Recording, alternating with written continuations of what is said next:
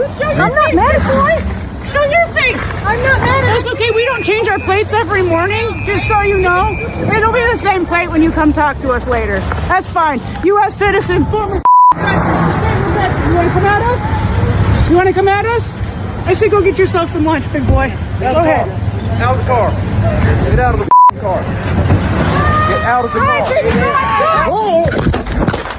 car. Renee Nicole Good wasn't a lot of things, but she also wasn't someone that deserves to be used to further divide Americans by the desperation of a governor and a mayor drowning in an ongoing fraud investigation. Our police, many of whom are Somali themselves, are trusted partners in keeping people safe.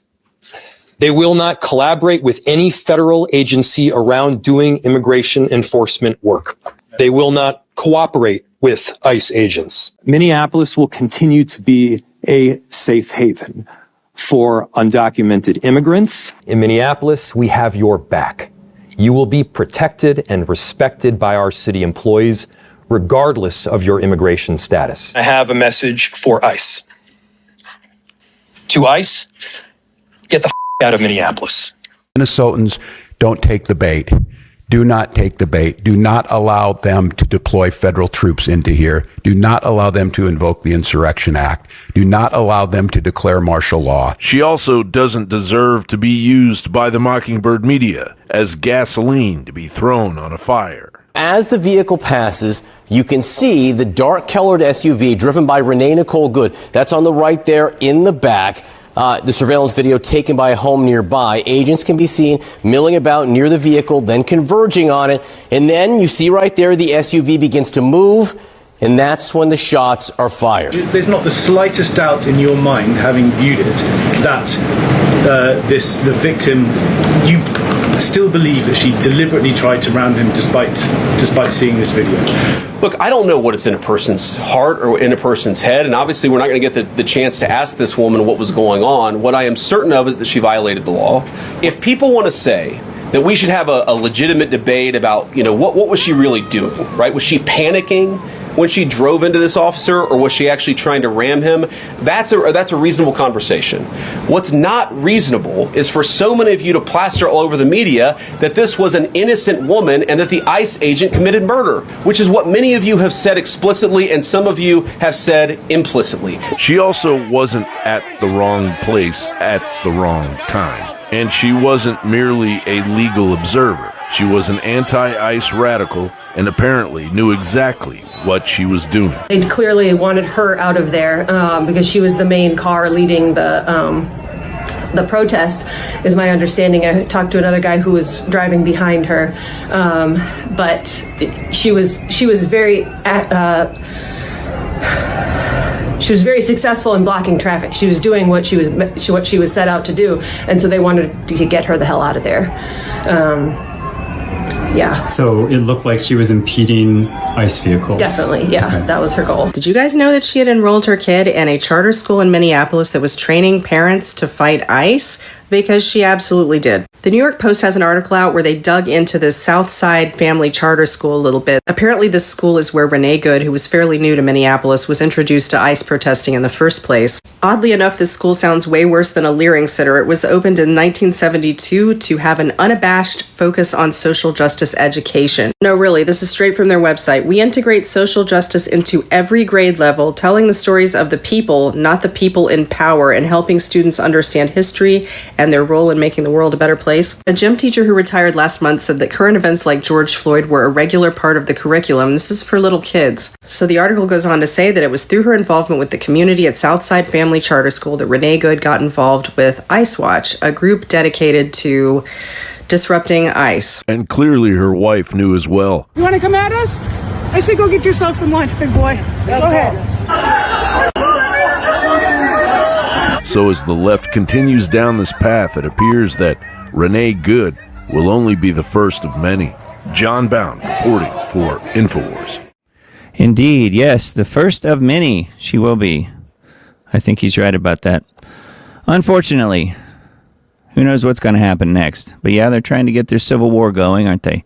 The Podesta plan or whatever it is that they're trying to get going. And I think they're lamenting the fact that her skin color wasn't exactly the perfect skin color for their needs, if you know what I mean. Unlike George Floyd, who had the perfect skin color. Her name was not Georgetta. Instead, it was Renee. So, yes, it will be a pretty interesting new year, I think. Don't you guys? Anyway, hello and welcome. It's the Diamond Report Live, and this is Doug Diamond. It is January 11th, 9:06 p.m. So let's take a look at the news. We've got many things to look at yet again tonight, and hopefully our internet connection this week will remain stable. If you guys were with me last week, we had about a 30-minute period there where my internet was completely out. But if you went back and watched the show that was uploaded later on, I removed that part. I left a little bit of the explanation toward the end, but I tried to, not make people wait. It seems sort of silly to have people wait when you can just edit that stuff out. So that's the beauty of editing it out in post, and that's what we did last week. So hello and welcome. Yes, the Diamond Report Live, and let's take a look at Hal's website first. We've got Hal Turner Radio Show pulled up, and some of the headlines on the site. Intel, Iran, not if, but rather when. I think that kind of is more or less self-explanatory. Iran protests, 2,000 dead in 48 hours is another one of his headlines here. And then this one we'll look at a little bit closer in just a little bit. Security guard protecting Maduro gives chilling account of U.S. weaponry in the Venezuela raid. So that one was pretty interesting, I thought. Some advanced weaponry may have been used. And then he's got some other headlines here. One of them I'm not going to bother with because I don't think it's worth mentioning because it's unverified, uncorroborated. He tends to put things up that he's not 100% verified. So, yes, no thanks, I believe, in the rules-based order. No brain needed. So, yes, HalTurnerRadioshow.com. It's a good site. And then, the video that we started out tonight with, this has been the big story of the last few days. Minneapolis ICE agent shot a woman who blocked the road and then struck the officer with her SUV. Renee Nicole Good, 37-year-old mother of three, was shot to death by ICE officer Jonathan Ross after she blocked the street with her vehicle, accelerated, and struck Ross. AJ on InfoWars said that the mainstream media has omitted the frames of the video that show Officer Ross bouncing off the hood of Good's vehicle after she accelerated and struck him in order to incite an uprising and create division. Yeah, that's exactly what they did. I don't know if you guys have seen that footage, but yes, you can clearly see that she does hit him and he lurches forward on foot. He's standing in front of the car, and then he fires. Homeland Security Chief Kristi Noem said that the activism against ICE constituted domestic terrorism. Leftists are claiming that Good was murdered after Ross threw himself against her SUV. That's not at all what happened, but it doesn't matter. Facts are just unimportant little details to most people on the left, at least. New York Post report that Good was involved in an organized protest obstructing officers throws a wrench into the just a driver or just a woman narrative that some corporate media outlets ran earlier. Update, new video shows Renee Nicole Good's Honda Pilot struck the ICE officer Jonathan Ross. Scroll to 3 minutes and 30 seconds into this video, and you can see Officer Ross bounce off of the hood of Good's SUV. Mainstream media reported that the ICE agent was not in Good's path and omitted part of the video. Yes, they just edited it out. If it's not convenient, doesn't fit their narrative, they just take it out. It's like it never happened. Just like all of those stories that they don't report on, because if they don't talk about it, it never happened. So they think. That's on G. Edward Griffin's website, needtoknow.news. And then this one too, U.S. seizes Russian-flagged oil tanker in the North Atlantic, drawing rebuke from Moscow. There are the two pirates who did it right there. Ahoy. On January 7th, U.S. forces boarded and took by force a Russian-flagged oil tanker, the Marinera. And no, it's not full of spaghetti sauce. The Marinera in the North Atlantic Ocean that it initially tried to seize off the coast of Venezuela weeks ago in an action that drew condemnation from Moscow. Russia's transportation ministry said that the seizure violated international law. A Russian warship and submarine were reportedly in the vicinity of the Marinera during the seizure, but there was no confrontation. U.S. European Command announced the seizure and said the ship was taken for, quote, violating U.S. sanctions, end quote. Though U.S. economic sanctions don't give the U.S. government the legal right to capture a ship in international waters. The U.S. seized a second tanker on Wednesday near the coast of Venezuela. So they're just seizing ships left and right. I guess that's okay. If it's okay when we do it, apparently. But I wonder what would happen if the Russians seized one of our tankers. How do you think that would go over?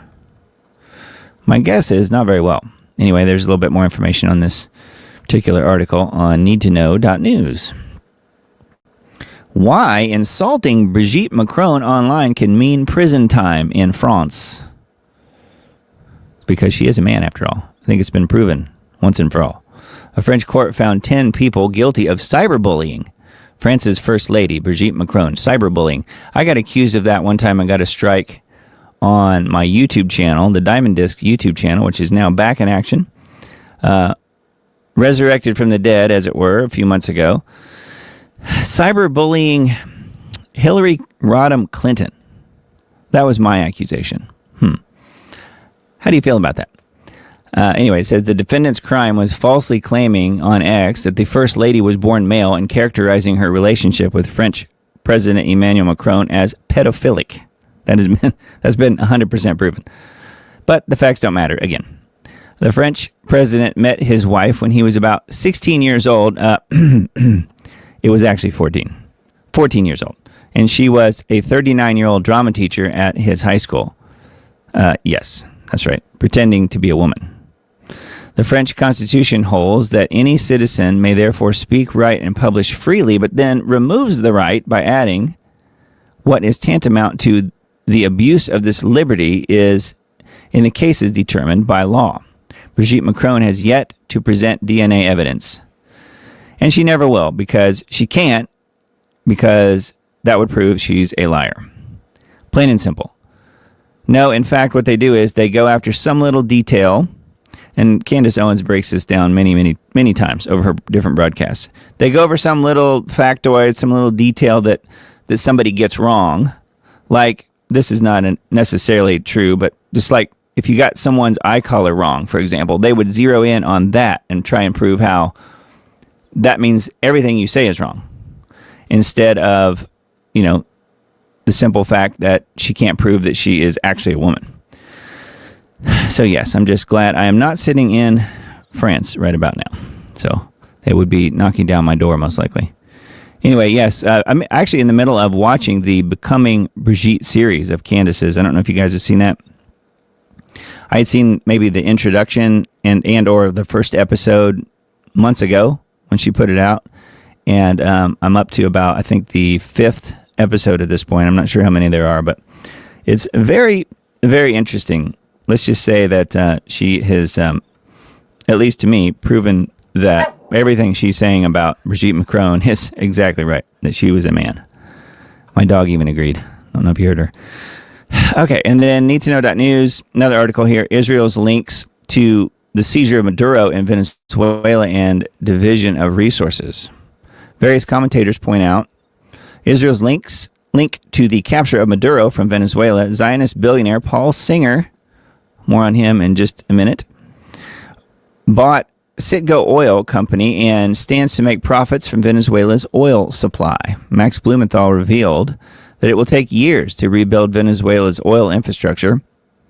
ExxonMobil seeks to restore control over its oil fields. Elon Musk published fake AI videos of Venezuelans celebrating because Musk wants access to Venezuela's lithium and other minerals.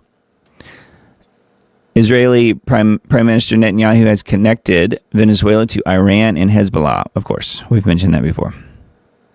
Under the rule of President Hugo Chavez, who was elected president of Venezuela in 1998, relations between Israel and Venezuela rapidly deteriorated as Venezuela strongly supported the rights of the Palestinians and condemned Israeli actions, twice expelling the Israeli ambassador from Venezuela. How about that? Little detail there. Venezuela officially recognized Palestine and established diplomatic relations with the Palestinian Authority on 27th of April, 2009.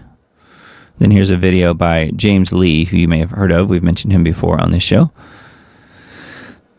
And his videos are usually very thought-provoking.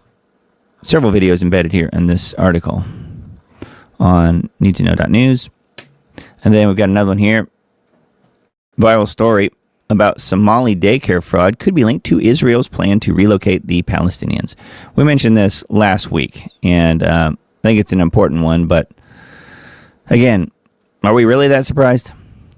James Lee suggests that journalist Nick Shirley's viral video about Somali daycare fraud in Minnesota was intended to create animosity against Somalis rather than unite Americans against fraud.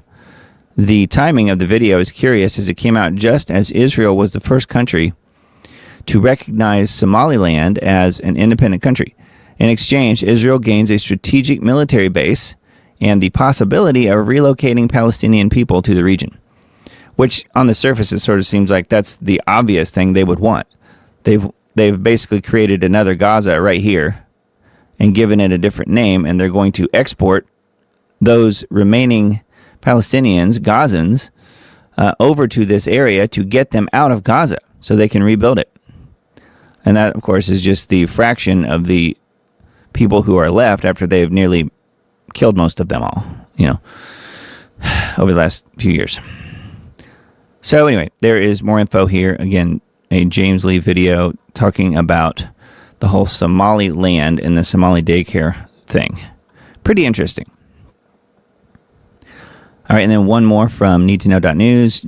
RFK Jr. explains gluten allergies exploded in 2006 due to spraying poison on food before harvest. Yeah, Roundup Ready wheat.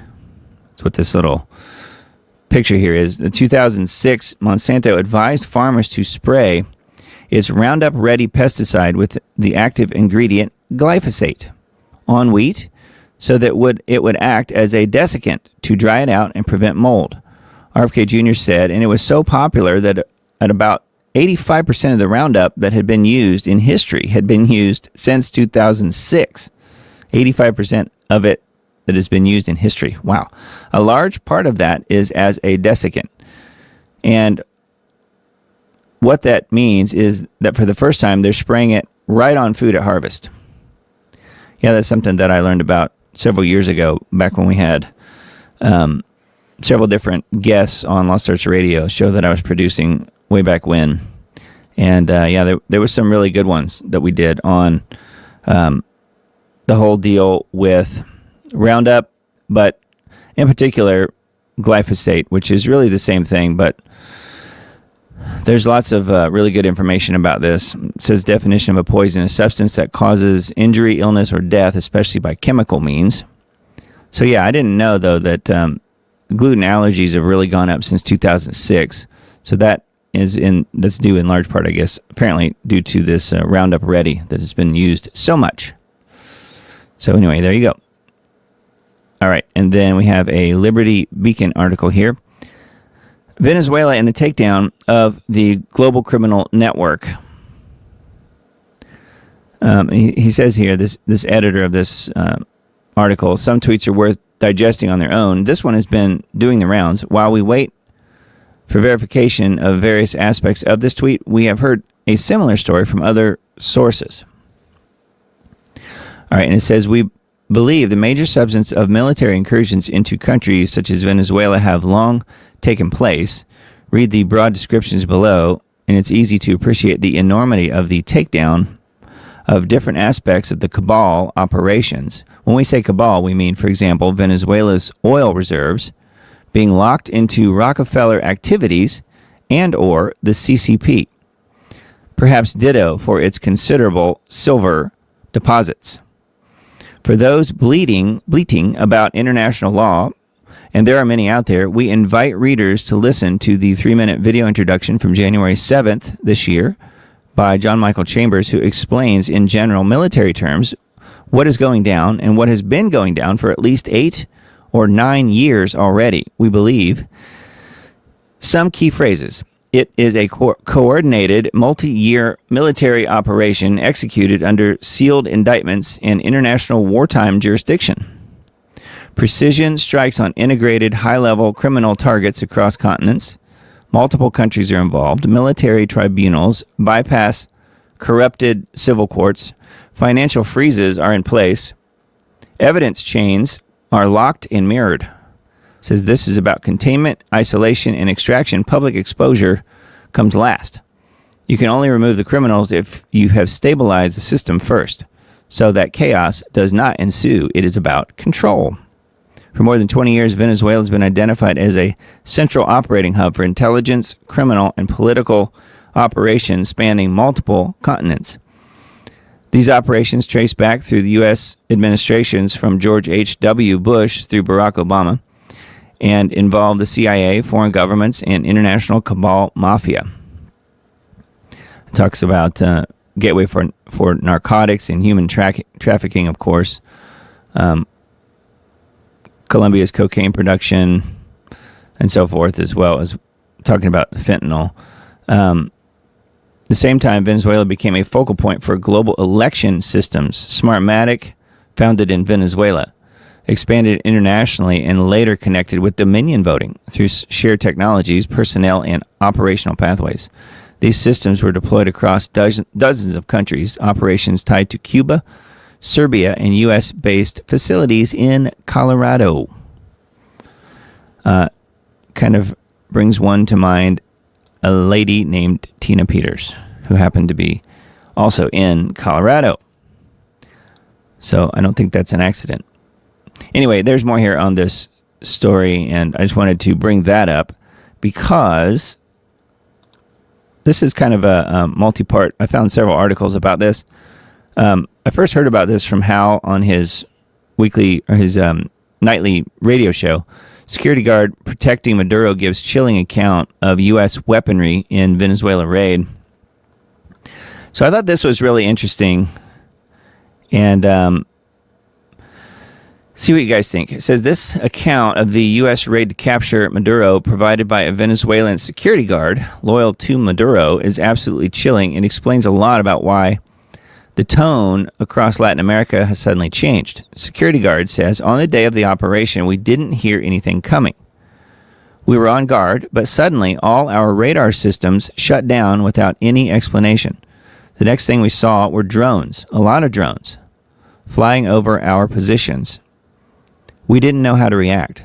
Then the interviewer asks, so what happened next? How was the main attack? The security guard says, after those drones appeared, some helicopters arrived, but there were very few. I think barely 8 helicopters. From those helicopters, soldiers came down, but a very small number, maybe 20 men.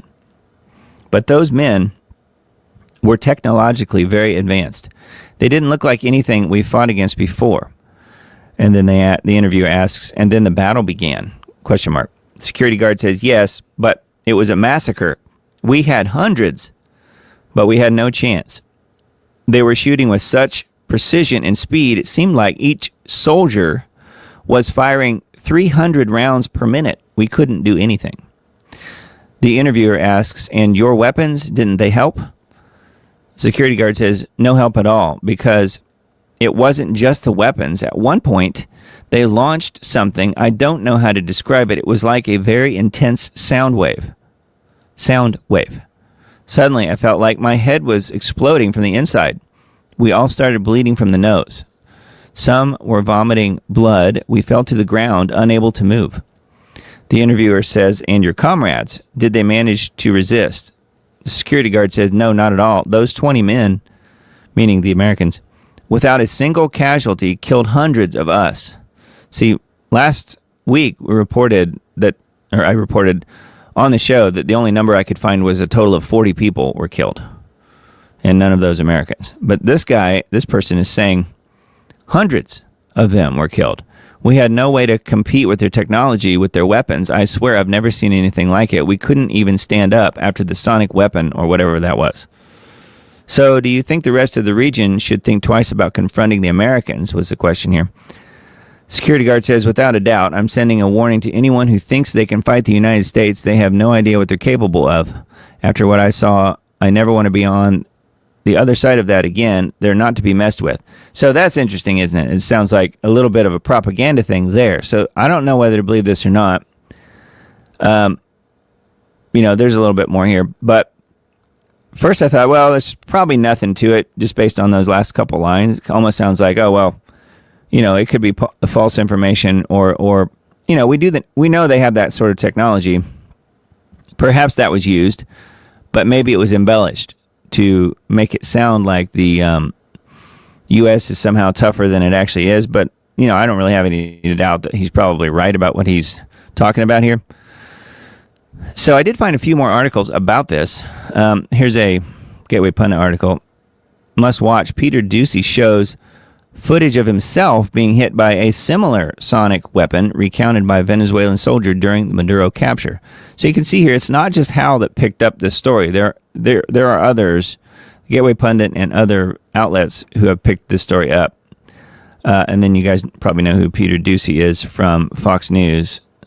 The video is down here. I haven't really watched it, but it is embedded here. Doocy shows footage of similar sonic weapon recounted by Venezuelan soldier. What I don't know is if so he is out here in the field. Let me see what happens if they show it. They're not going to show him getting a nosebleed or anything, I don't think. But it does say May 3rd, 2013. Okay. Yeah, so he kind of jumps back.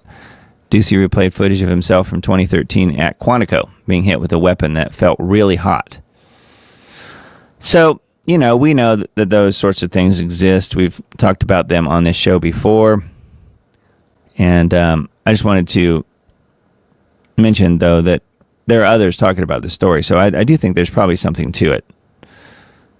Yeah, White House suggests U.S. military used powerful sonic weapon to take out Venezuelan soldiers during Maduro capture. Witness says it's like he's never seen anything like it. That is simply more information here about what we were already reading on Hal's site. I think this is really pretty much just the same thing.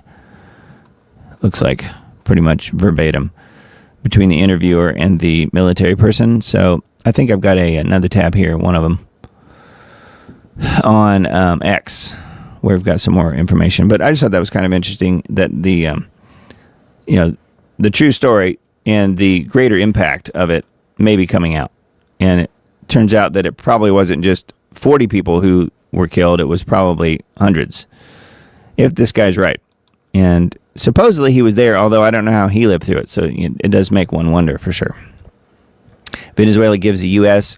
30 million barrels of oil. Isn't that nice? Gives. The gift comes as President Trump pushes American oil companies to invest billions of dollars to rebuild Venezuela's energy sector. So yes, it's the oil company is going to do it, not the American taxpayer, supposedly. It says the Trump administration told oil executives at the White House Friday that Venezuela has already given the U.S. 30 million barrels of oil, which are expected to be sold by the U.S. at market price. The gift comes as the president pushes American oil companies to invest billions of dollars to rebuild Venezuela's energy sector. Trump previously said Venezuela's interim government will send the U.S. between 30 and 50 million barrels of oil. So, dealing with ConocoPhillips, Exxon, and Shell, I guess, in particular. Yesterday, 30 million barrels of oil was given to us by Venezuela. Trump said, we want to thank Venezuela for that. We want to thank them. It's a whole different Venezuela. It's going to be very successful, and the people of the United States are going to be big beneficiaries. Oh, is that right? Well, we might have slightly lower gas prices. Other than that, I can't see it really affecting the American people that much personally, but I do think the fat cats at the top will make lots of money off of this whole thing, don't you? All right, and then this article, which is another Michael Snyder blog post here, I thought it was a good one. We are living in World War III. There have been 24 new developments. Those that have been waiting for World War III to arrive can stop because it's already here. The largest war in Europe since World War II just continues to escalate. Multiple wars are raging in the Middle East. An effort to overthrow the Iranian government is underway. China is threatening Taiwan. The U.S. is seizing Russian oil tankers. Venezuela was just attacked, and now we are being warned that military operations in Mexico, Colombia, Cuba, and Greenland could soon commence.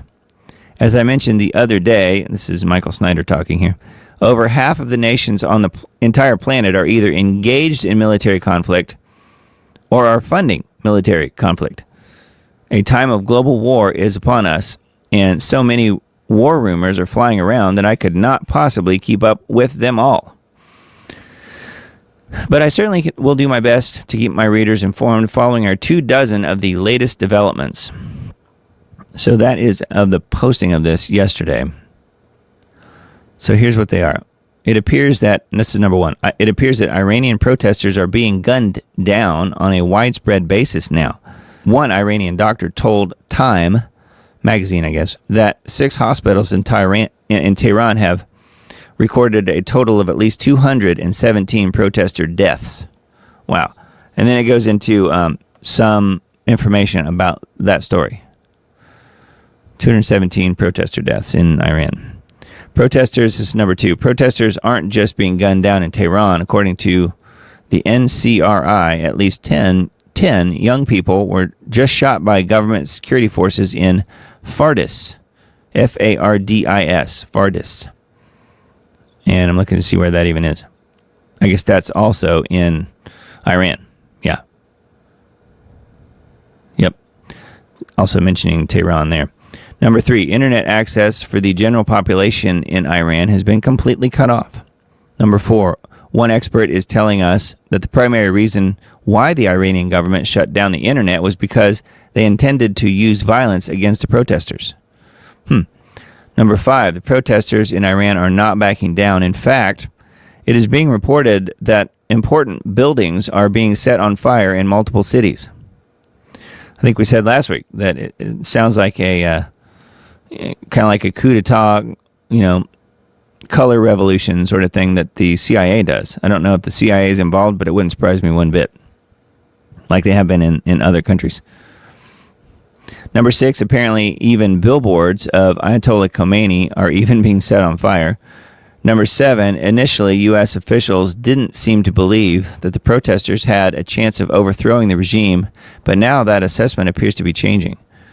Number 8, President Trump continues to threaten to attack Iran if the Iranian government doesn't stop killing protesters. So just the excuse they need, isn't it?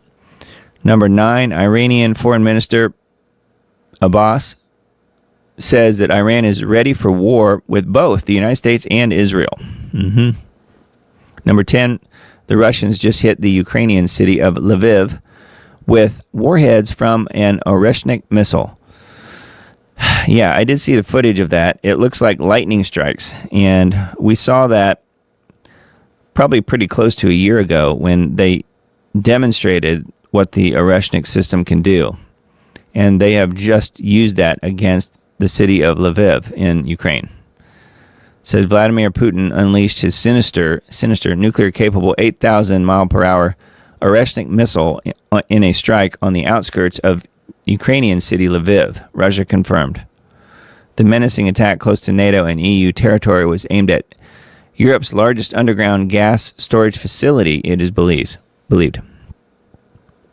So yeah, that was item number 10 here on this list. It's pretty long. I'll leave the rest of these to you, but there's a lot here. And again, this is from Michael Snyder, who I think does a really good job. And thank you to Mr. Snyder. He has continued to refer people to the Diamond Report through Substack. We've got a link there on his, I guess, Substack page to the Diamond Report, and I continue to get folks coming over to see what's going on with the Diamond Report from Michael Snyder. So thank you to him. So that is an article posted on the Liberty Beacon. 2 more from this site.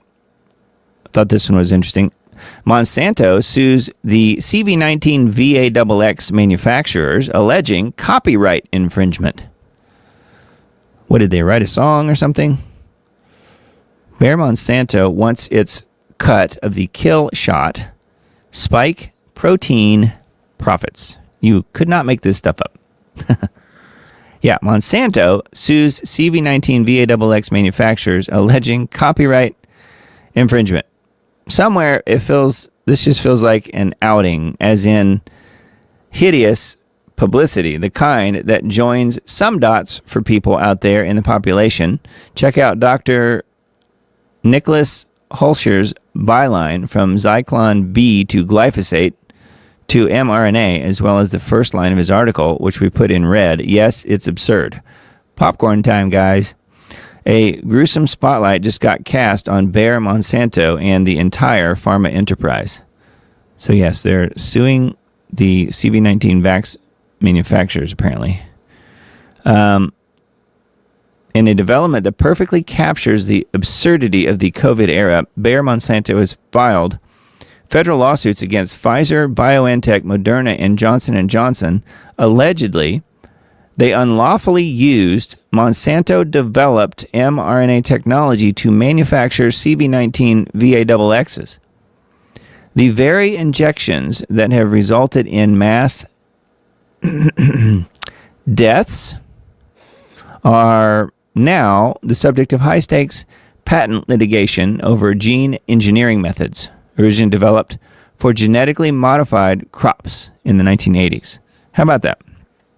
I'm trying to be a little careful and space out my words slightly, which it may not matter as far as the algorithm on YouTube, but I'm just trying to be careful so I don't lose another YouTube channel, which I don't necessarily want to do today. More on that coming soon. According to the filed complaint, Monsanto scientists pioneered techniques to stabilize mRNA by removing destabilizing genetic sequences and substituting alternative codons to force higher protein expression.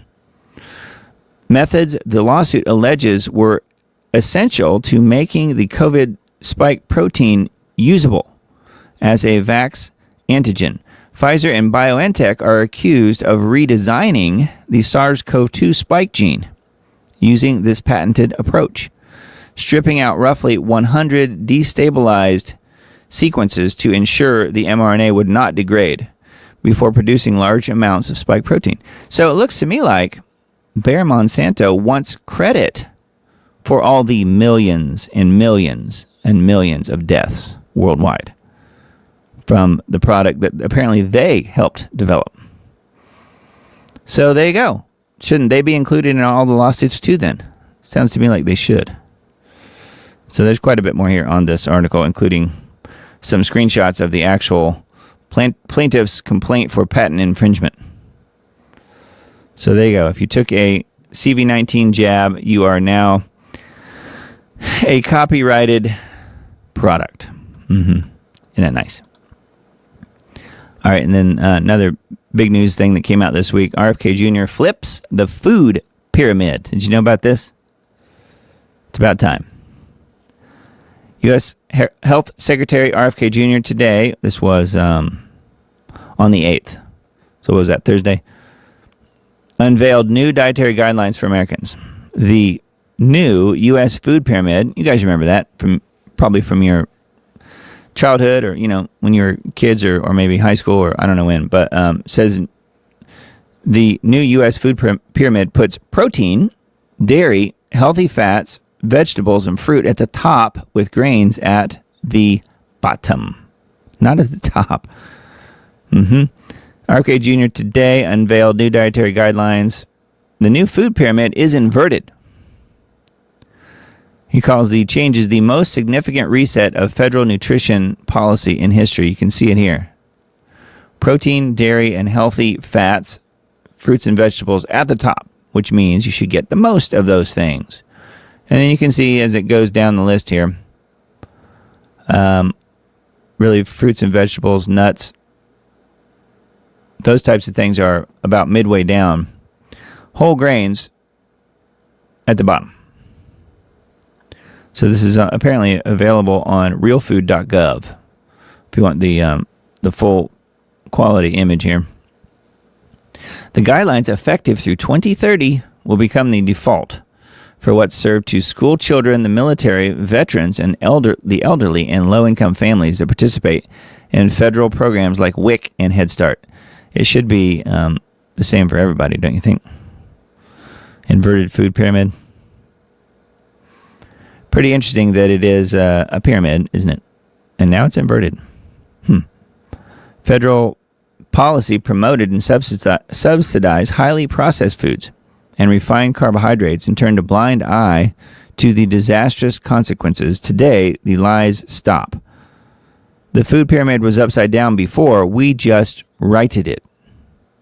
Kennedy said people may think the new pyramid's upside down, given that the prior pyramid allotted the largest area to grains and the smallest area to fats. But it was actually upside down before. We just righted it, Kennedy said.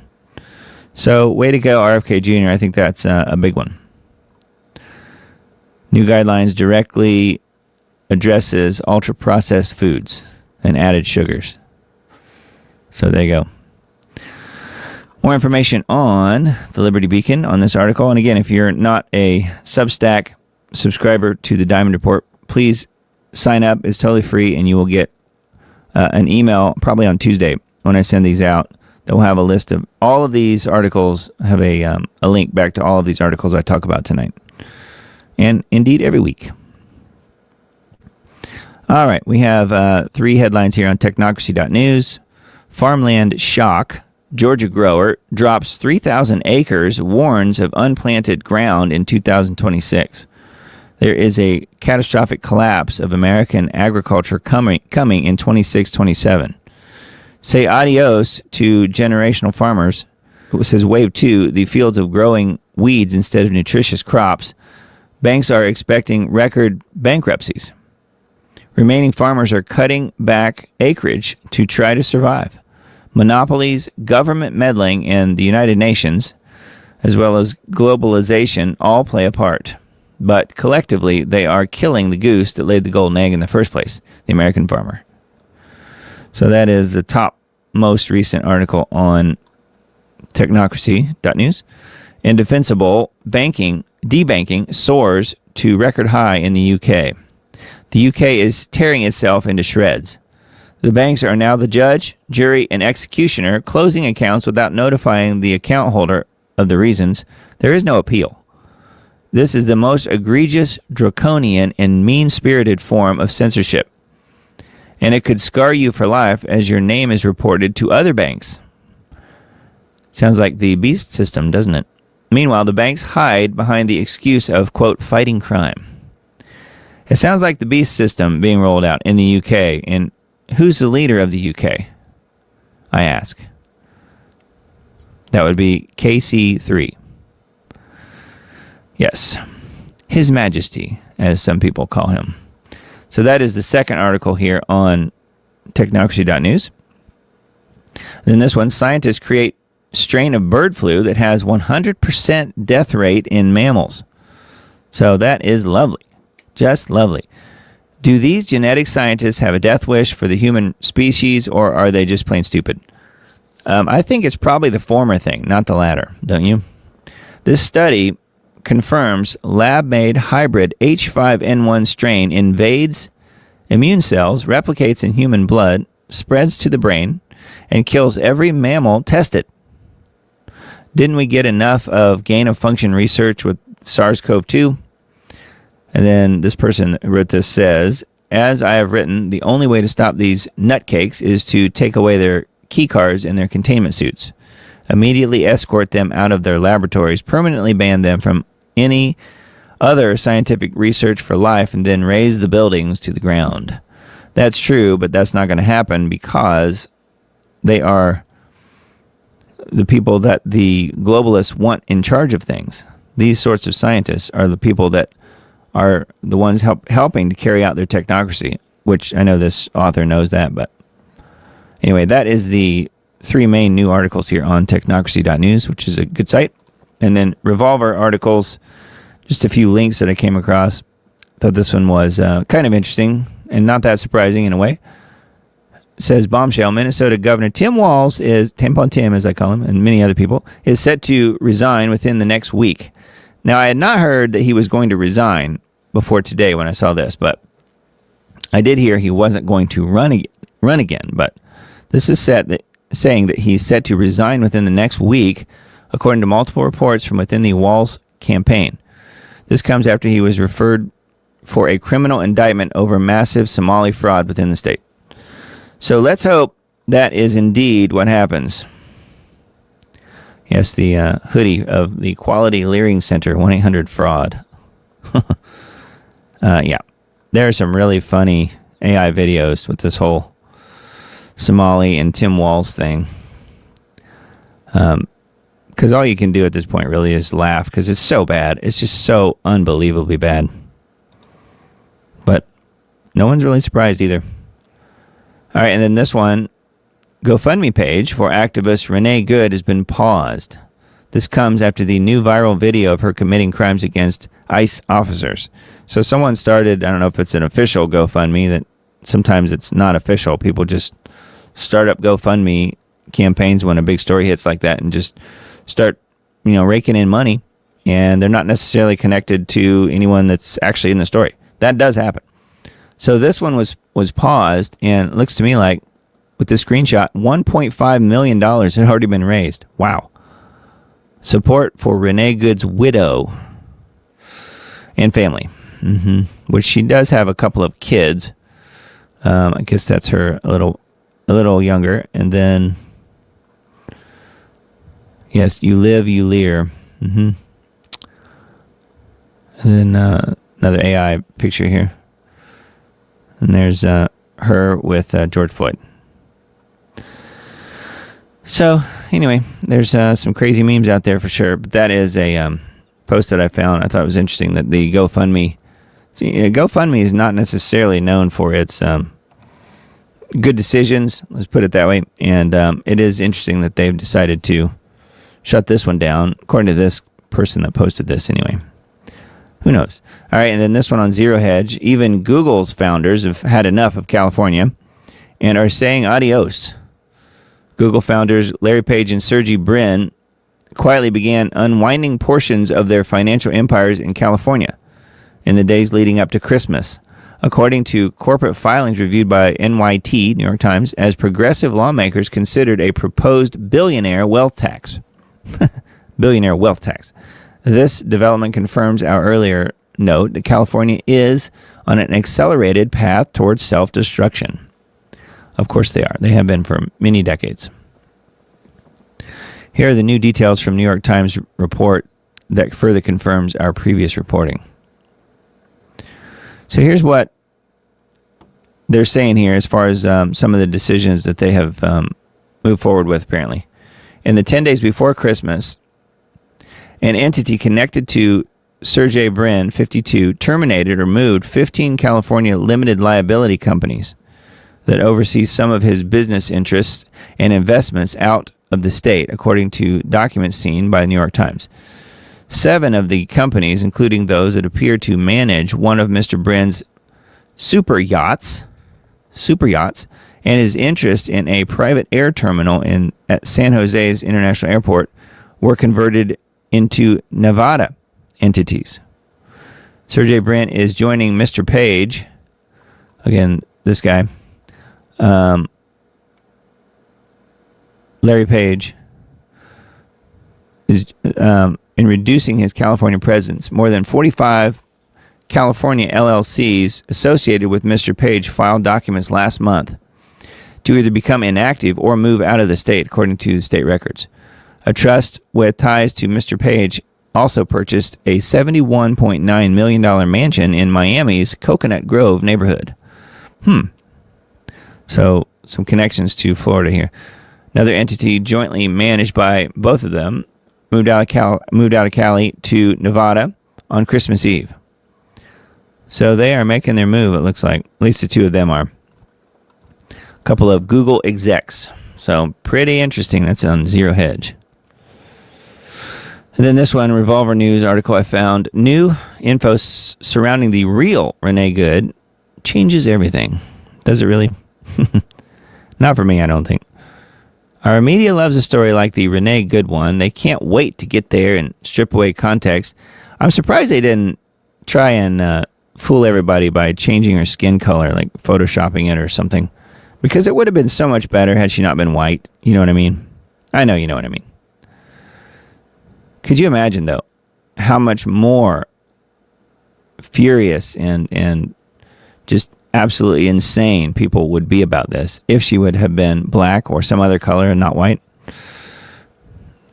All right, it says, our media loves a story like Renee Good. They can't wait to get in there and strip away context, sand down the edges, and wrap the whole thing in political theater.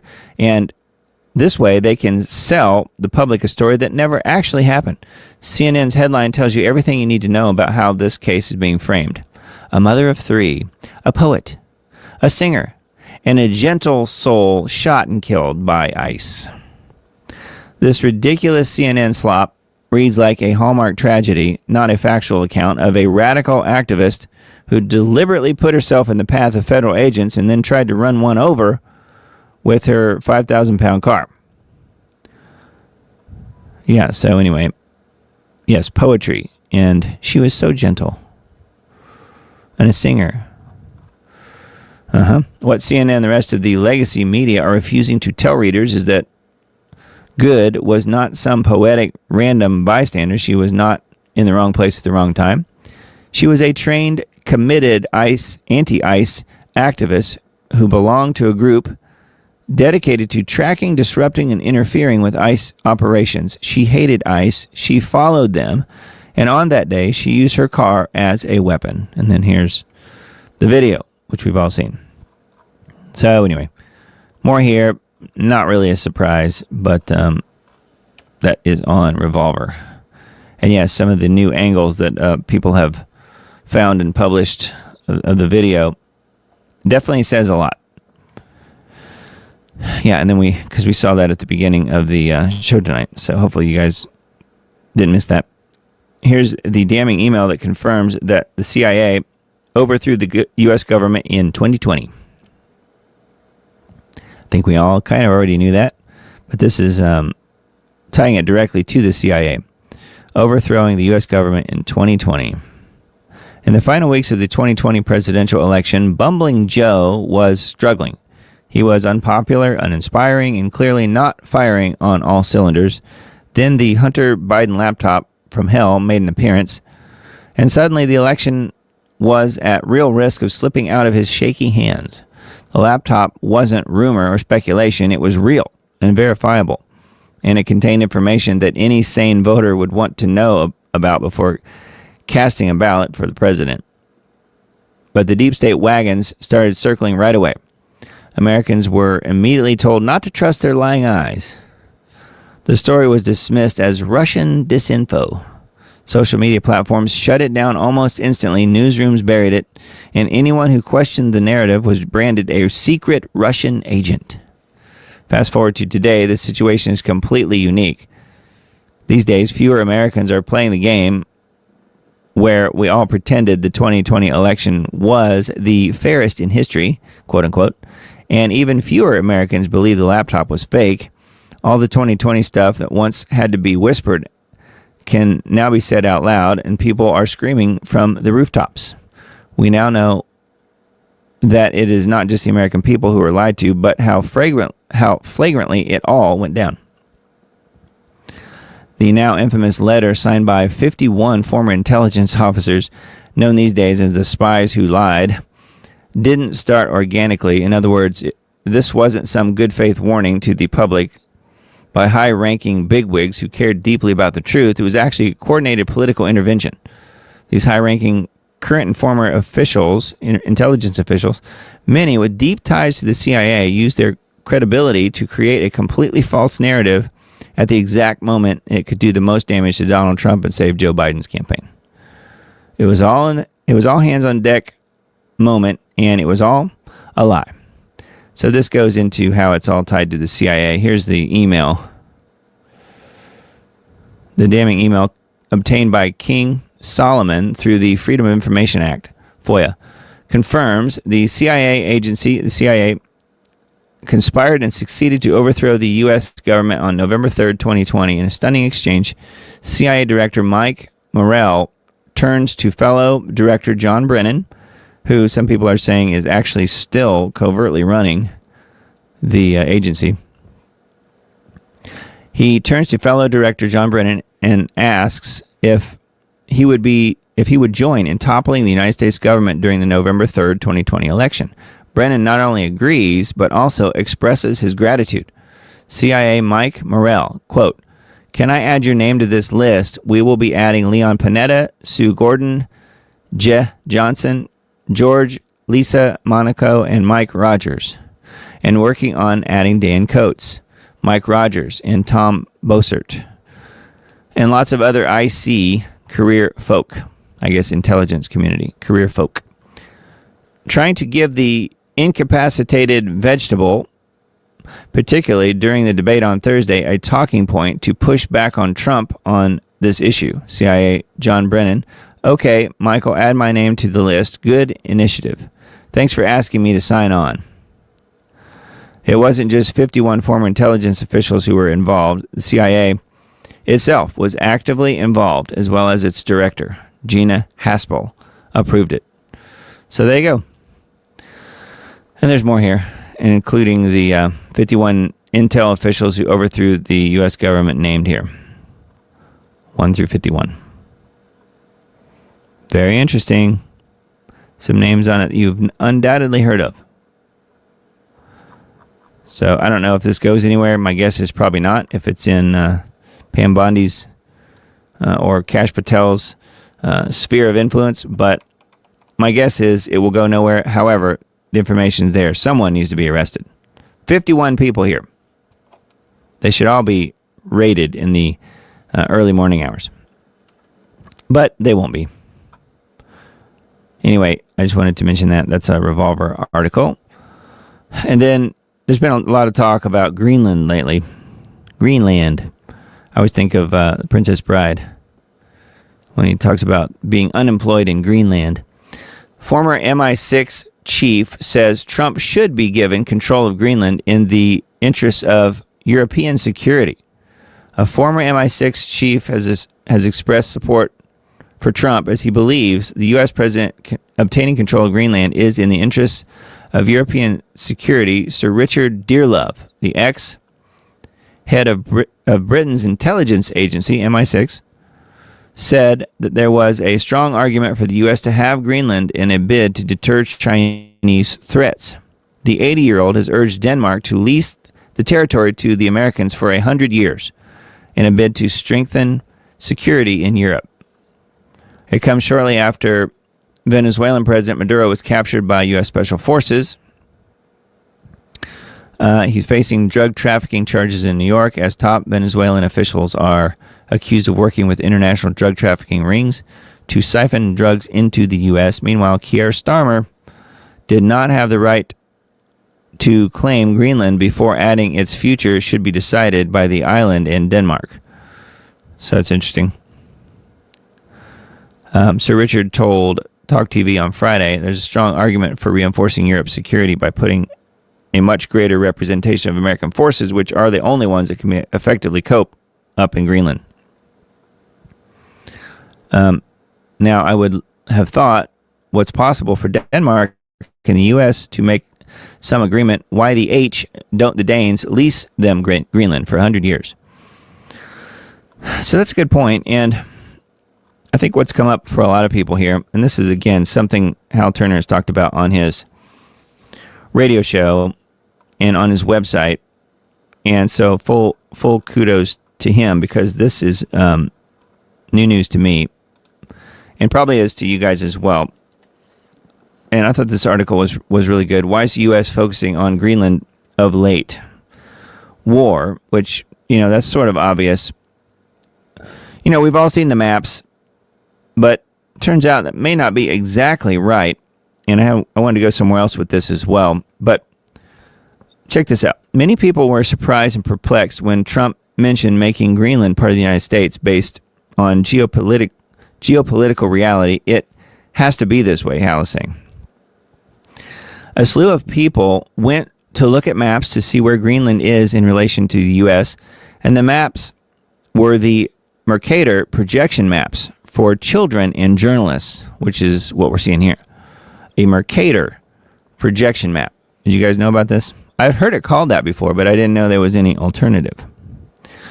But Mercator projection maps, which we all grew up with in school and use to this day, are not a useful guide to where any countries or territories actually are in the real world that we live in. So, did that catch your attention? Greenland, as viewed from a proper polar projection map. Now, this is not a Mercator projection map. So, check this out. Why Greenland? Well, because Moscow bases almost all of their strategic military assets on the Kola Peninsula next to Finland, which is scribbled over with hot pink highlighter. So right here. So this is the strategic military assets of Russia right here. This is where the Russian ICBM silos, submarine bases, and their strategic bombers are. Again, this is Sweden, Finland's right here, and it's right next to it. If you look at the flight path, either ballistic or powered, from the Kola Peninsula to anywhere in the lower 48, situated between the two hot pink lines, then everything goes over Greenland. So here we go. So we got this area here where everything's situated. We've got the two hot pink lines going this way over Greenland. And then the U.S. is down here, right? Here's the U.S. West Coast. Here's the U.S. Well, this is Maine right here. Here's the beginning of the East Coast. So you can see here from Greenland how important of a strategic location this is. And looking at this map, you would never know it because it's up here. And why would it matter? But no, you're looking down over the pole. Look how different that is. Isn't that amazing? I think it's really, really interesting. It says Greenland is the only theater where any strategic exchange between Washington and Moscow is contested. If you want to intercept a ballistic missile, the best point to do so is at the apogee, at the top of the flight path. The shortest route for an interceptor to get to an apogee is from directly below the apogee. That is where Greenland is. So where the missile reaches its high point would be about the midway area here. See? Here. Or, I guess, here. So, without me stating what should happen here, this is why the Trump administration says they need Greenland for national security. The other thing that is happening is that the northern passage through the Arctic is opening up, and soon there will be Chinese cargo ships sailing through the Arctic to Rotterdam. It's faster than the Suez, and the ships aren't limited to Suez max size. So China and EU trade is going to accelerate a lot. So that's talking about over in here. Anyway, this means that Chinese submarines will also be venturing under the Arctic into the northern Atlantic if they aren't doing so already.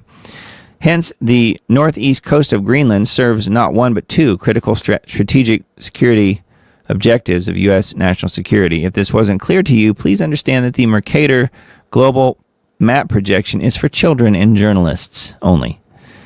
It is not a useful guide to where any countries or territories actually are in the real world that we live in. No self-respecting adult should be using Mercator for their worldview. Anyone saying there must be some other secret reason for Trump being interested in Greenland is a certified ignoramus, according to Hal here. All we do in Greenland now is early warning radar. With hypersonic missiles, there's no such thing as early warning. We have to have sufficient firepower to take them down before they reach our land. We need to be building bases in Greenland yesterday. So, anyway, again, this is Hal Turner's report on this. So full props to Hal, and go subscribe if you're not already. It's $1 a week. Pretty much anybody can afford that, and you get some really good information here. This is not something I knew about. I didn't really know the difference between Mercator projection and polar projection maps, but looking at this map definitely makes a lot of sense. I'm not saying that they should go grab Greenland, don't get me wrong. I'm just saying that when you look at it this way, now it makes more sense versus looking at it like this. Now, the next step I wanted to take was perhaps these polar projection maps and the fact that things aren't exactly the way we see them and not exactly where we're told they are, could have to do, in my opinion, with the whole flat earth thing. Maybe people are seeing this flat earth thing and seeing the discrepancies between getting from here to there and all of these, different things that the flat earthers talk about, where things aren't as we're told. Not saying the ice wall is necessarily real, but the distances from one location to another are not necessarily what we're told. Would make sense if you're looking at this as a map, or even perhaps on one of these spread out on a round circular Earth. Because what I don't know is if the Mercator maps are for children and journalists, what about all of the globes that were shown? Are those Mercator maps stretched out on a ball? I don't know. It was just an idea. It was just a thought, because strategically, again, Greenland, this looks like a totally different situation, a totally different animal to me. But that, again, is a polar projection map, not a Mercator map. And to me, I think you could probably do some explaining with the whole flat earth thing, saying that maybe this accounts for the differences in what we're seeing. I don't know. Just a thought. So let me know what you guys think about all that. In a major escalation, the Trump administration has deployed approximately 2,000 federal agents to Minneapolis, Minnesota. FBI, DHS, HSI, and ICE targeting widespread industrial-scale fraud in state-administered social services programs, while 5 states have had $10 billion in federal funds frozen for social services programs. You have an understanding that 1,000 whistleblowers running an account on X have come forward to expose fraud in Minnesota state agencies, and they have been entirely ignored by Tim Walz and have even been retaliated against. Is that accurate? That is correct. Even this morning, I got another message. Make no mistake, we should be concerned about fraud in our state government. We cannot effectively deliver programs and services if we can't earn the public's trust. The Tim Walz administration has utterly failed to protect Minnesota taxpayers and vulnerable citizens, ignoring years of credible reports and retaliating against those who spoke up, often by claiming they were racist or Islamophobic. So today, if someone asks me, should I report fraud within DHS, I say no, no, no. It is career suicide plus a whole lot more. In our face-to-face meetings with a group of whistleblowers, they revealed that retaliation now includes threats of being fired with cause, which means you do not get unemployment insurance in the state of Minnesota, being blacklisted from all state agencies, and then there was a veiled threat of the use of military intelligence against them. They later informed me that it was discovered that in some targeted employees or suspected whistleblowers' personnel files were pictures of their homes and their cars. They also described that supervisors asked them questions about their families that to them felt like a threat. One example was, we need to know where your kids go to school and where their bus stops are. Fending off the links to fraud, Governor Tim Walz has nervously welcomed federal cooperation. We have a requirement that the House run an audit, which they did not do. You are the gatekeepers on this. Demand that there's data practices, and if they have emails showing that I have committed fraud, you should get those. Which agency will provide oversight? Who will be the investigators? Will it be audited? How often? Will the Attorney General's office play a role in that? Can you just speak to that? Those conducting oversight will, to a certain extent, probably make themselves known to us. While Attorney General Keith Ellison has already been exposed. Your office was involved when Feeding Our Future was sued for the first time. And I'll call them in my office and demand some explanations. Right? I'm one of them, those guys you're talking about. April 30th, I got shut down and they put me on BIOS. You say April? April 30th, yeah. You mean throughout the whole summer and the fall? Yep, and I have... You ain't got no money since then? No, yeah. I have like 10 pilots sitting up to that safari. Attorney General Keith Ellison was focused on one thing and one thing only, and that was keeping these folks in business. There were no questions that he asked of these folks about how the kids are doing, the operation, how they're getting fed, who's being helped. Instead, the focus was entirely on ensuring that the money continues to flow. And I'll add that he went so far as to say that he was going to fight these people in reference to the state agencies. The state agencies are his client. Yeah, and when you said money's going to flow, did money flow to Mr. Ellison's campaign a couple weeks later from some of the folks who were in that meeting? Sure did. How much, do we know how much that was? I do not have that number. So it wasn't just overlooking the fraud. They were actively trying to make sure this program continued, and then they benefited from that politically with contributions to their campaign, all in this same year, all in 2021, when this was all coming to a head. Is that accurate? That is my understanding.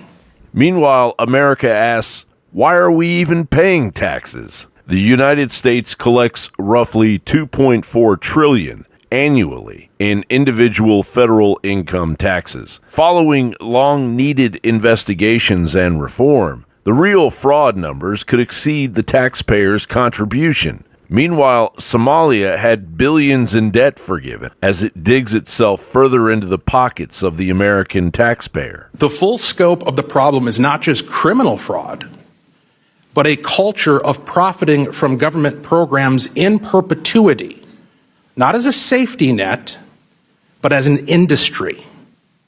I've personally met and had discussions with folks who identify themselves as consultants for multiple entities accepting government benefits.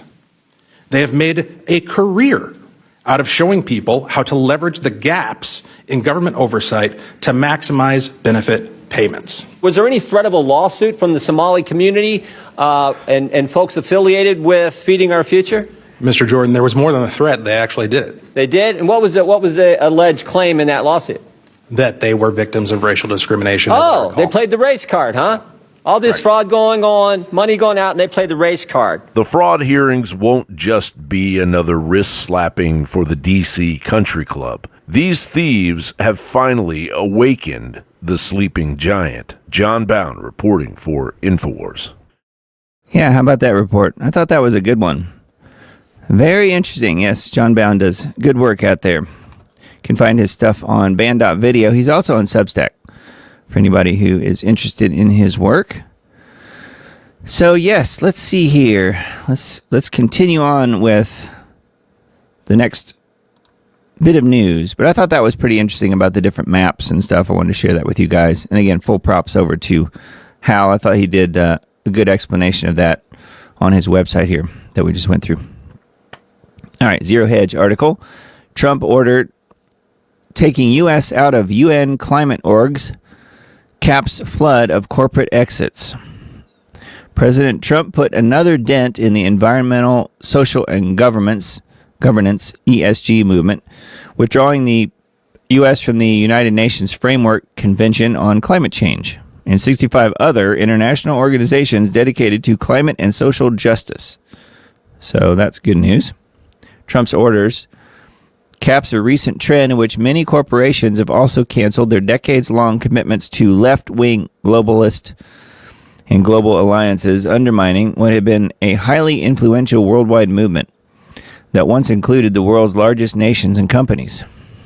According to the White House statement, which is linked right here, Trump's January 7th executive order directs all executive departments and agencies to cease participating in and funding 35 non-UN organizations and 31 UN entities that operate contrary to the U.S. national interests, security, economic prosperity, or sovereignty.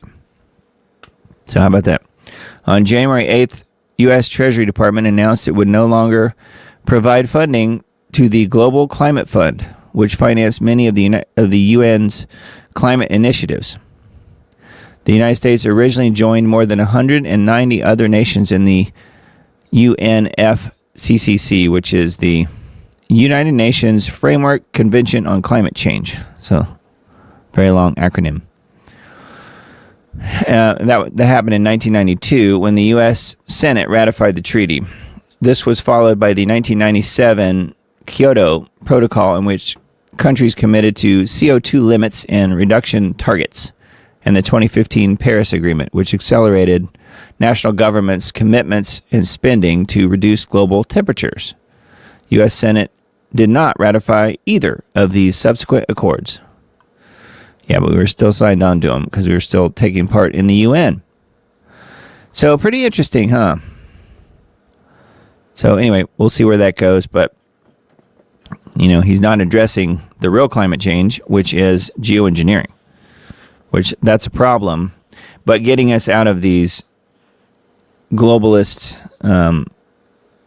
situations, these different organizations like the UN and UN Framework Convention on Climate Change and so forth, I think that's good. But sort of remains to be seen. I mean, there's still a lot that Trump needs to do on this, but I think it's a step in the right direction as far as that goes. But I wish he would come out and talk about geoengineering and shut those programs down. That would be the real step toward helping the environment.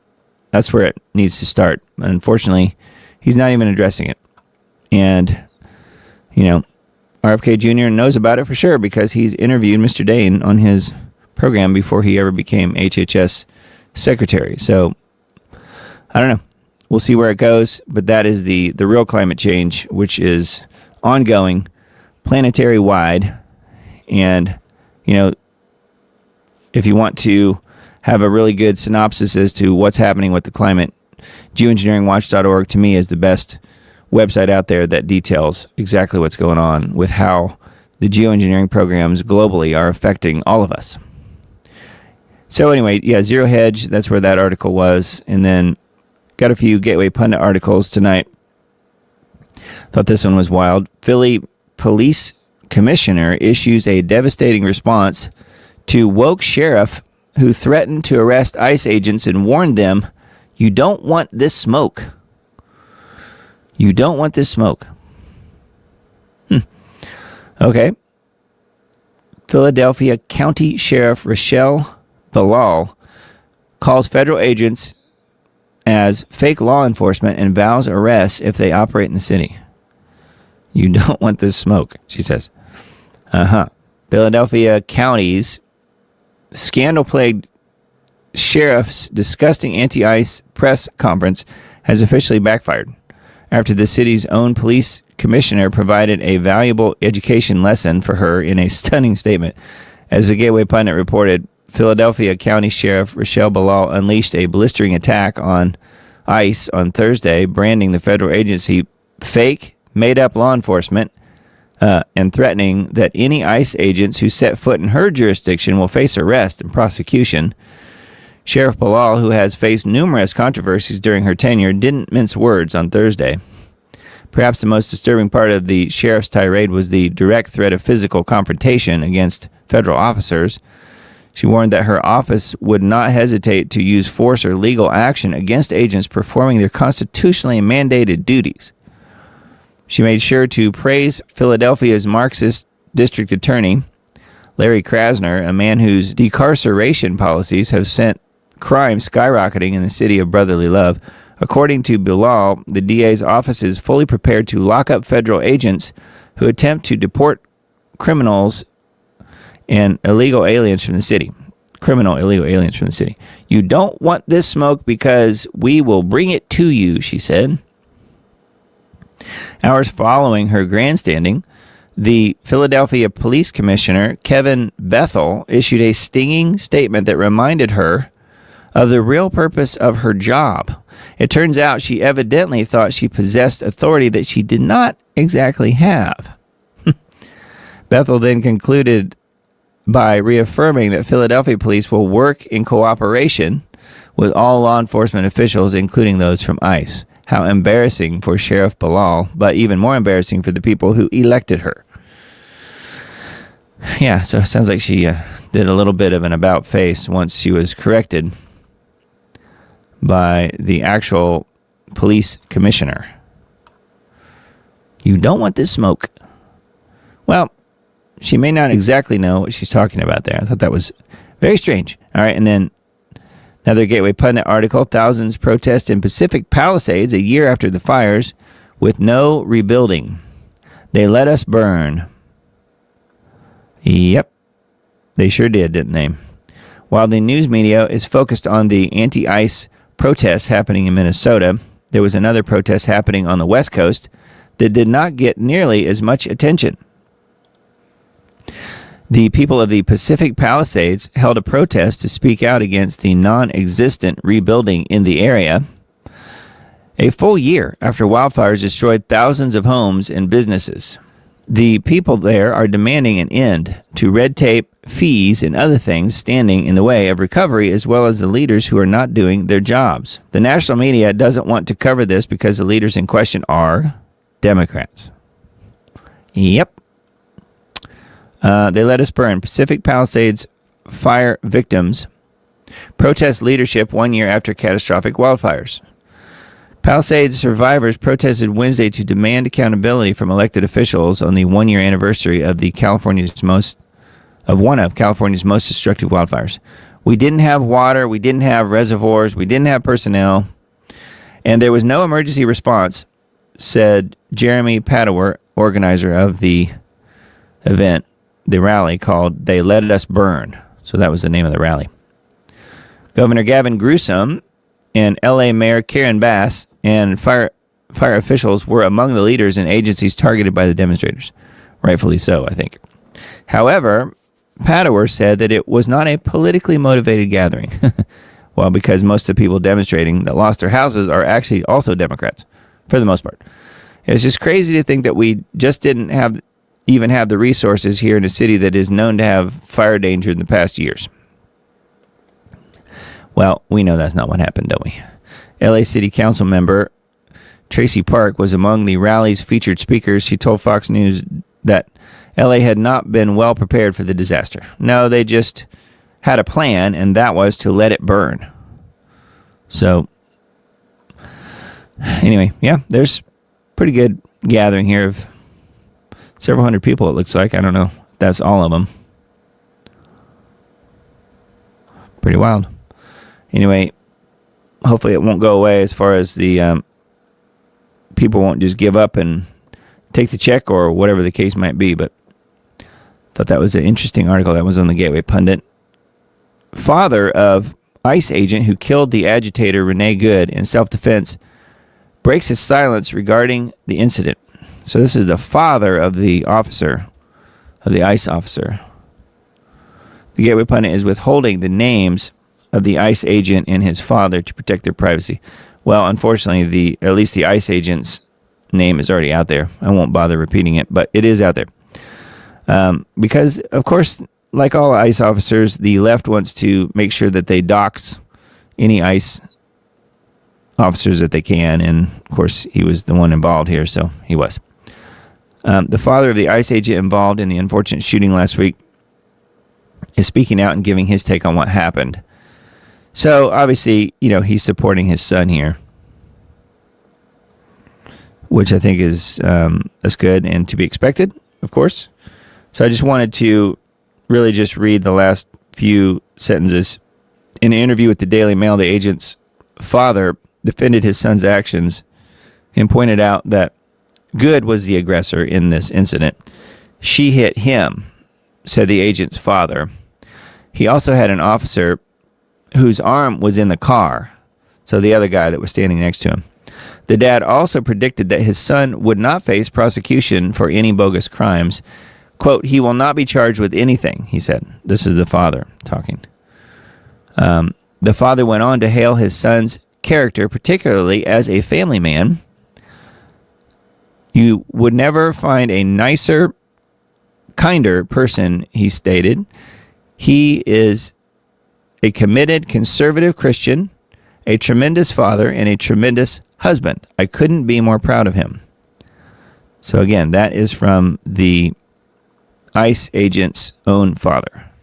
So I just wanted to mention that just because there's, bound to be a lot of negativity, a lot of negative information come out about this ICE officer and, he wanted to murder her and all this stuff, which is just simply not true.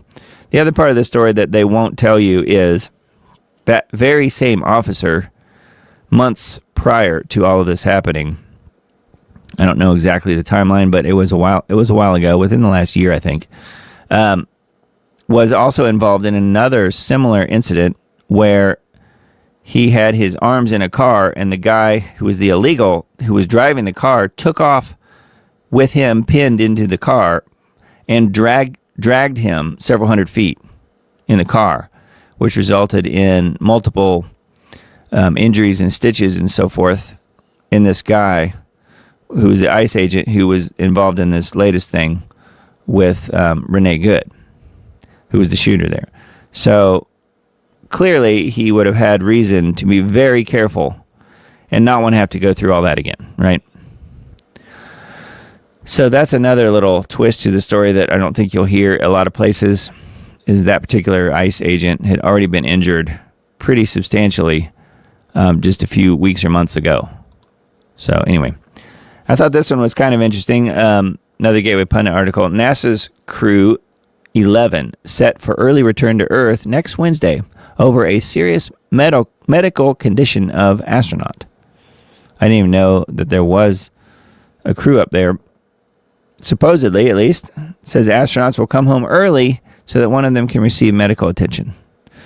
So isn't that convenient? They can't finish their job. What were they doing?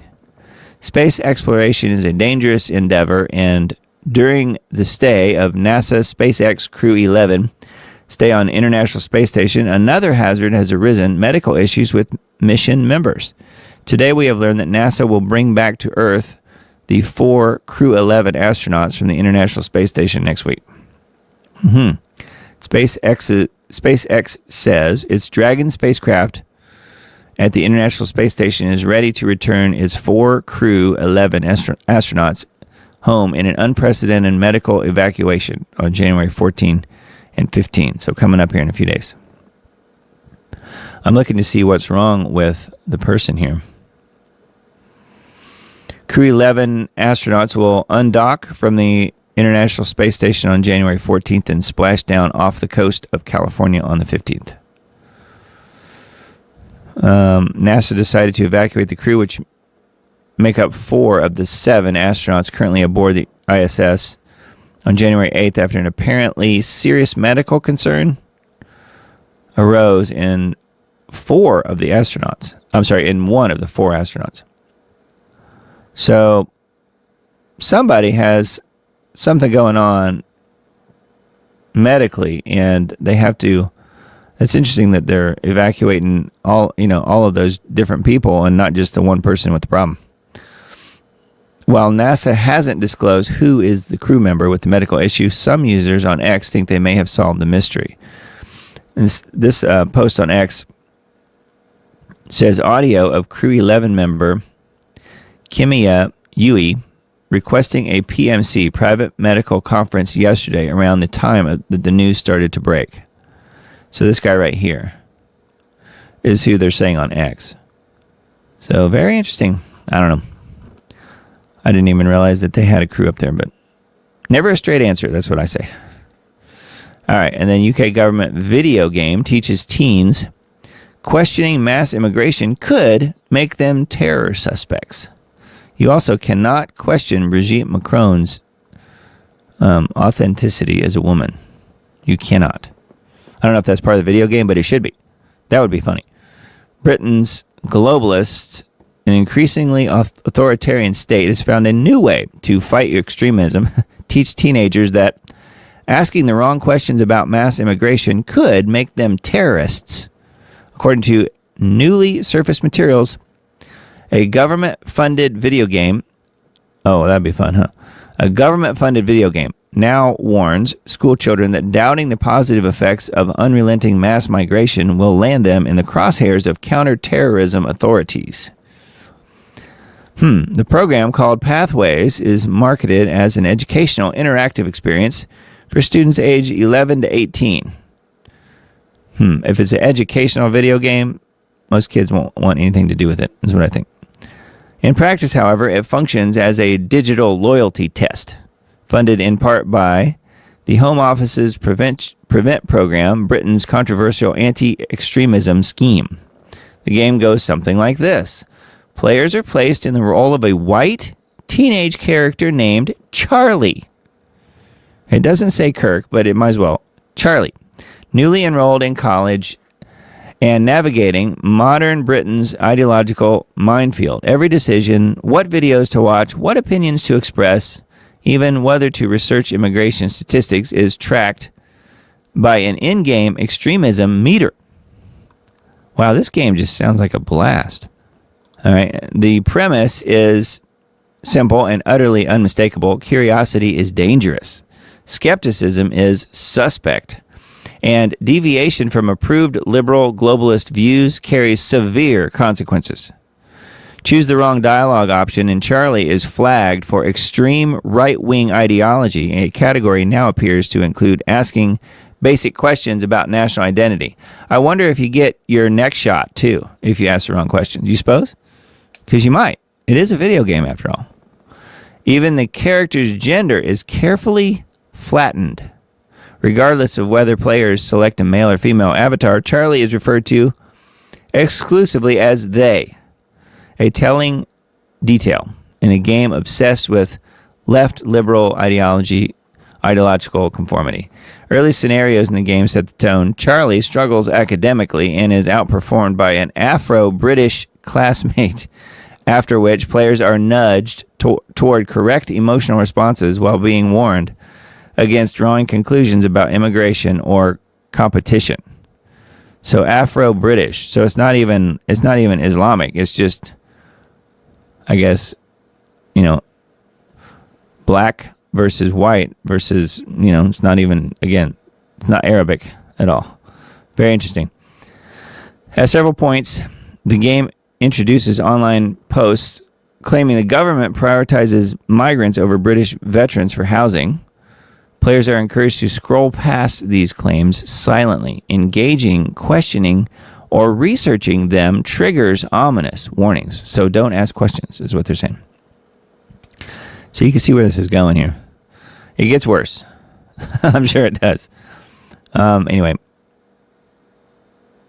one of the more uncomfortable realities is that these areas have already been the focus of repeated interventions that failed to stop real violence. In one high-profile case, a murderer had reportedly been referred to prevent multiple times prior to committing his crimes. Prevent is the organization here, I guess. So anyway, pretty weird and not at all that surprising, but that's what they're doing over in the UK. Asking questions is dangerous. You can't do that. Another Gateway Pundit article, Bill and Hillary expected to appear before Congress next week to testify on the Epstein ties that they have. Democrat bigwigs face contempt of Congress charges if they don't show up. Are we taking bets on if they show up? Do they care if they face contempt of Congress charges? Do they think anyone will ever prosecute? Of course not. Do I think they'll show up? Not really. No, I don't think they will. I think they've already avoided this before, if I remember correctly. U.S. former President and Secretary of State Bill and Hillary are Democrat powerful figures facing embarrassment or worse due to their long-standing link to Epstein. The power couple is facing contempt of Congress charges if they don't appear before the House Oversight Committee next week to testify in the Jeffrey Epstein investigation. So that'll be interesting if they do show up, for sure. I don't know. I don't know if I believe that they will. It depends on if they think that, the people who are really running the show will bail them back out again if they do happen to get subpoenaed or whatever. So we'll see. We'll see. This is supposed to be happening in the next few days, but I ain't holding my breath. All right, and then a little sad news here if you're Grateful Dead fans, which I am not, but founding member of the Grateful Dead, guitarist Bob Weir, dead at 78. Complete with his pride suspenders or whatever he's wearing there. A founding member of the band Grateful Dead, Bob Weir, guitarist, has died at the age of 78. 2024, Grateful Dead were among the honorees in fake President Joe Biden's final Kennedy Center honors. His family posted a statement about his passing on Instagram. It's with profound sadness that we are sharing the passing of Bobby Weir. He transitioned peacefully, surrounded by loved ones, after courageously beating cancer as only Bobby could. Unfortunately, he succumbed to underlying lung issues. So there you go. So made the jump to hyperspace. Bob Weir from the Grateful Dead. So now he is actually dead. I don't know if he's still grateful, but he's definitely part of the latter group at least. Jerry Garcia, of course, is one of the other founding members. So I never got into the Grateful Dead, but I was interested to see that he had passed. All right, and then this one from Headline USA, FBI names Dan Bongino as replacement. Bongino announced last month that he was departing the Bureau following a brief and tumultuous tenure. Yeah, where he did absolutely nothing and was completely useless. I'm just adding that. The head of the FBI's New York offices has named co-deputy director of the Bureau, replacing Bongino, Christopher Ray, R-A-I-A. Christopher Ray, or maybe it's Raya, who helped lead the response to a deadly truck attack in New Orleans on New Year's Day last year, was picked to run the New York office in April after having served as a top counterterrorism official at FBI headquarters. A former Coast Guard officer, Raya, R-A-I-A, joined the FBI in 2003, and during the course of his 2-decade career has investigated violent crime, drugs, and gangs, as well as overseeing counterterrorism and national security investigations. I wish they would just shut it down. Don't you? Shut down the FBI, close the building. That's what I think. CIA, same thing. Close it down. Put them all on furloughs. Maybe give them other jobs out of the country and close the buildings down. That's what I think they should do. I don't trust any of them, and they are running amok. As we read earlier, the CIA literally took over the 2020 election, which, you know, they've done even worse things, but not good. FBI is right up there with them, just as bad. U.S. seizes Russian oil tanker. We covered this earlier, so I won't bother reporting on this again, but it is here on RT. And then this one I thought was interesting. AI and crypto data centers straining power grids worldwide. Thermal imagery from space offers a rare view of heat output from high-load facilities. So this is kind of interesting. SatView has released a first-of-its-kind 3.5 meter resolution thermal image revealing near real-time operational activity inside one of the largest U.S. Bitcoin mining data centers in Rockdale, Texas. High thermal load zone. You can see how red this area is today, is in the shot. Today's data center build-out is moving incredibly quickly, and the world needs better ways to understand what's actually happening on the ground. SatView Business Development VP Kobti said, because it's Kobti, probably C-O-B-T-I, Kobti said that thermal data imagery gives an objective view of operational activity as it occurs. The International Energy Agency estimates that data centers use around 415 terawatt hours of electricity in 2024, about 1.5% of global power consumption. That was in 2024. Tech giants have been pouring money into AI, driving demand for power-hungry computing since ChatGPT was released in November 2022 and rapidly gained mass adoption. Looking to see what 2025 is looking like, because I don't even see those numbers on here versus 26. SatView cited a estimate that more than $7 trillion would be spent worldwide by 2030, with U.S. demand growing 20% to 25% annually. According to a recent Rest of the World report, nearly 9,000 data centers were operating worldwide as of October last year, with the total expected to triple by 2030. Wow. That's just amazing. Which is why they're trying to bring some of these old defunct nuclear systems back online as well. Probably heard about that. 3 Mile Island and so forth. For more power. Got to power the AI data centers. Yes, and the surveillance grid, I guess, too. All right, I mentioned this earlier. Zionist GOP mega donor Paul Singer stands to make billions off Venezuela regime change op. U.S.-sanctioned Venezuela state-owned oil company Citgo into bankruptcy forced its sale to Zionist billionaire Paul Singer for about $6 billion 2 months ago, and then captured Maduro to take over the country. This comes after the U.S. banned TikTok and forced its sale to a consortium of investors led by Zionist billionaire Larry Ellison. From Wall Street Journal, Citgo is a crown jewel of Venezuela's oil industry. Elliott is set to reap the benefits. This is Paul Singer here pictured.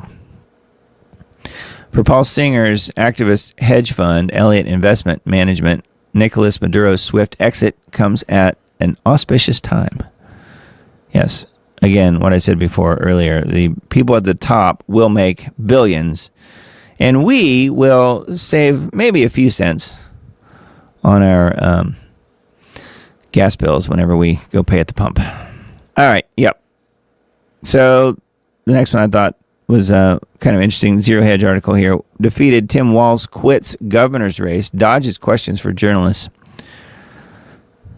Walz, Tampon Tim, appeared defeated during a press conference around noon as he finally addressed the Somali-linked fraud scandal that has ended his re-election bid. Walz's team has shifted from dismissing those who questioned the investigated Somali-linked daycare and autism fraud as racist or Islamophobic to now acknowledging that serious corruption occurred under its leadership. Loser of the year, FAFO. Goodbye, Governor. That's pretty good mock cover there. Walz still found time to attack Trump and the Republicans, blaming them for seeking to take advantage of the crisis. I don't want to mince words here. Donald Trump and his allies in Washington and St. Paul and online want to make our state a colder, meaner place. Nobody, you have already done that. The disgraced governor continued, we've got Republicans here in the state legislature playing hide and seek with potential whistleblowers. We've got conspiracy theorists, right-wing YouTubers breaking into our daycares, demanding access to our children. We've got the president of the United States demonizing our Somali neighbors and wrongfully confiscating funds that migrants rely on. Yes, like untold billions that they're getting for free. Near the end of Walz's press conference, he announced he was dropping out of the governor's race, saying he wants to spend 2026 on governance, not politics. So he must have already made his billions, or at least certainly hundreds of millions, I'm guessing. Nick Sordor post here on Twitter, on X. LMAO, reporters at Tim Walz's press conference were audibly ticked off by Walz running away from his press conference without taking questions. Sorry, guys. Tim has to go change his tampon. Yeah. The clown is down. He probably did have to go change it. All right. So anyway, that's a Zero Hedge article. And yes, loser of the year. He FAFO'd, didn't he? I don't think that. I personally don't think that'll be the end of him, though. He'll pop back up somewhere. They always do, don't they? All right, Maduro article on The Guardian. Deposed Maduro pleads not guilty after capture and shock U.S. attack on Venezuela. President protests innocence in U.S. court as countries at UN meeting condemn Donald Trump's crime of aggression. The deposed Venezuelan President Maduro pleaded not guilty to drugs, weapons, and narco-terrorism charges on Monday, 2 days after his capture. So yes, he's not guilty. He's completely innocent and pure as the wind-driven snow. Anyway, I just wanted to mention that just because I don't know how much you'll actually hear about that as far as what he pleads and so forth. So we'll see where it goes. I don't know. I'm not convinced anything's going to happen to him, but I'm not so sure that it was meant to. He may have already worked out a deal. I have no idea. So anyway, that is a Guardian article. And then thought this one was really interesting. You may remember this person, Michael Bird. Remember that name? Questions grow as Lieutenant Michael Byrd, who shot Ashley Babbitt on January 6, 2021, operates a taxpayer-funded home daycare as $190 million in federal child care funds flow to Maryland. So, who would have expected this? Well, he is basically a Democrat official here, so it's not that surprising in a way. It says that one of his Autopen's last acts before Biden left office was to pardon Captain Mike Byrd. This guy. The D.C. officer who shot and killed Ashley Babbitt on January 6th in cold blood during the protests on Capitol Hill. Gateway Pundit noted, video evidence captured Byrd shooting an unarmed Babbitt without warning as she attempted to climb through a narrow window near a barricade entryway to the Speaker of the House's office area in the U.S. Capitol. Yeah, he shot her in the neck. Following an investigation, Byrd was cleared of any wrongdoing. Yeah, he's been given lots of awards and stuff for shooting and killing her. Although questions remain about the escalation of lethal force without attempts to subdue or detain Babbitt. Anyway, so that's that part of the story. But the interesting part that has just come up, though, says on Tuesday, investigative journalist Paul Sperry discovered and posted that former Lieutenant, now Captain Mike Byrd, and his wife have operated a home-based daycare called Byrd's Family Daycare from their residence in Brandywine, Maryland since 2008. That's nearly 17 years. Public records and listings on sites like Care Lulu confirm the existence of this licensed family child care provider operating under her name, Maryland license number 255727, and located in Brandywine, Maryland, year-round. The daycare is registered and licensed by the Maryland State Department of Education's Office of Child Care, meeting the basic requirements for operation. However, it does not appear on Maryland's list of accredited family child care providers. According to Town Hall, accreditation is optional and merely a sign that a daycare has demonstrated high quality. Sperry alleged that the daycare received $190 million in HHS funds. However, according to the Maryland State Department of Education, $193 million is the total allocation to Maryland distributed across thousands of child care providers. So I guess there's some question as to the amount, but undoubtedly it's millions of dollars. There are no reviews listed at the Byrd's daycare on their website. No reviews. No reviews. The murder Michael Byrd's daycare business has been open for 17 years. No reviews. How likely is that? They've run it since 2008. An inspection was done in 2025, in which she had 4 children. 4 children enrolled. It was still a puzzle how this property was affordable until I discovered the following. Maryland receives significant federal and state funding for its child care scholarship program, with the governor proposing a record $488 million for fiscal year 2025 to support over 32,000 children annually, including major state investments of $270 million for fiscal year 2025, building on previous years to expand eligibility and increase subsidy rates for low-income working families. That amount would not have always been up that high, but I suspect that the wife here in this case has racked up a pretty penny during the last 27 years. Yeah, and they had a total of, 4 kids enrolled and no reviews. This is their house, I guess. Byrd's Family Daycare in Brandywine. So that's it. I mean, it looks like a nice house, but $190 million. Pretty good money if you can get it, I suppose. But it sounds like he's operating what the Somalis were doing in Minnesota. although this was in Maryland. So I don't know. It is very interesting, and it is interesting that it's connected to him, the murderer of Ashley Babbitt. World War III unfolding before our eyes. This is on Armstrong Economics. The neocons have won. Taking Venezuela followed the 1962 Cuban Missile Crisis agenda to prevent Russia from installing nukes as a countermeasure for Ukraine. There are now even discussions about using military force to seize Greenland. But the most audacious direct slap in the face to Russia is the seizing of a tanker with the Russian flag. And Putin assumed would be enough to warn the U.S. to keep its hands off it.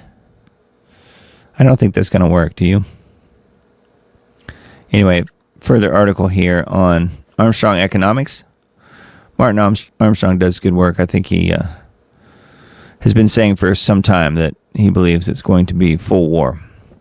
And he's saying nuclear, but I don't know. Anyway, this was posted a couple days ago. So Armstrong Economics, World War III unfolding before our eyes. I don't disagree. I mentioned this way back when. I think it was last spring, perhaps. But now, you might want to go sign up. Kawasaki's new robot horse is going into production. Don't you want a robot horse? Don't answer that question. Here's the robot horse in action, if you forgot. I reported on this back when this video came out, and they were talking about it. Because I guess they assume people need this. I can't imagine needing a robot horse pretty much ever. But they've made a real glitzy video here about it. Of course, it's all AI. Anyway, don't you want to jump over huge crevasses and climb mountains on a robot horse? Doesn't that sound fun?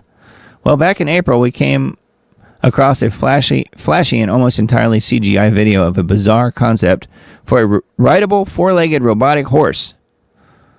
The video showed the mysterious concept dubbed Corleo, roaming rocky terrain, leaping over icy crevasses, crossing snowy landscapes without losing its footing, and traversing a dark forest at night, all while carrying an adult rider on its back and being powered by a hydrogen power cell.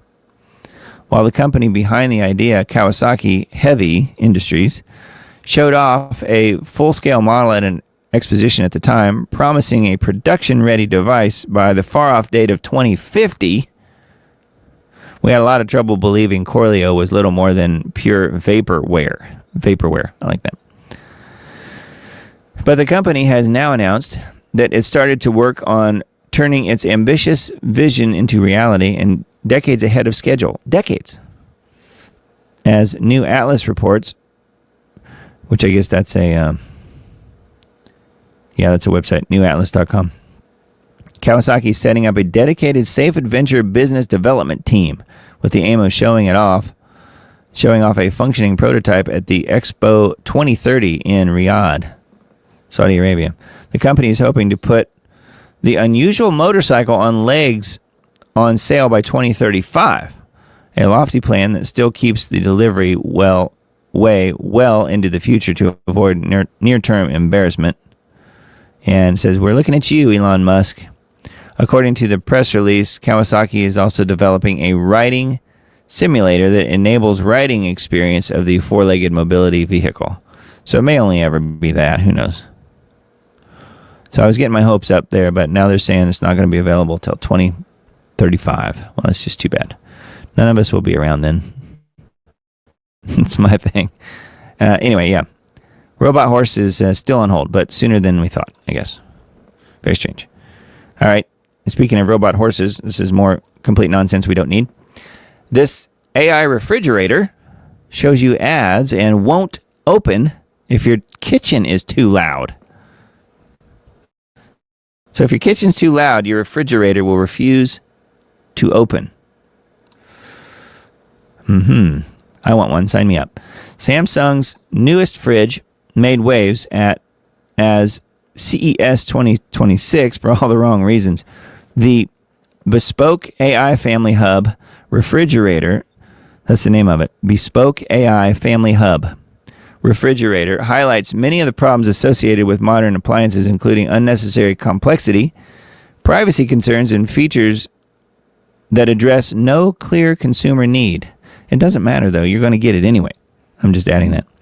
One of the refrigerator's headline features allows users to open and close the door using voice commands, such as open sesame and close sesame. Oh, I get it. Yeah, like sesame seeds, maybe? I don't know. While this may appear convenient in demonstrations, its real-world usefulness is limited. Voice activation requires a quiet environment to work reliably, meaning normal household noise like children or everyday activity can interfere with basic access to food. Or like, in my case, barking dogs. Barking dogs could keep you from opening your fridge. Yeah.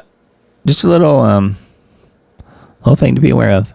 Oh, it's only $3,249. Oh, okay. Very affordable, too. That's good. According to Samsung website, it retails for $32.49.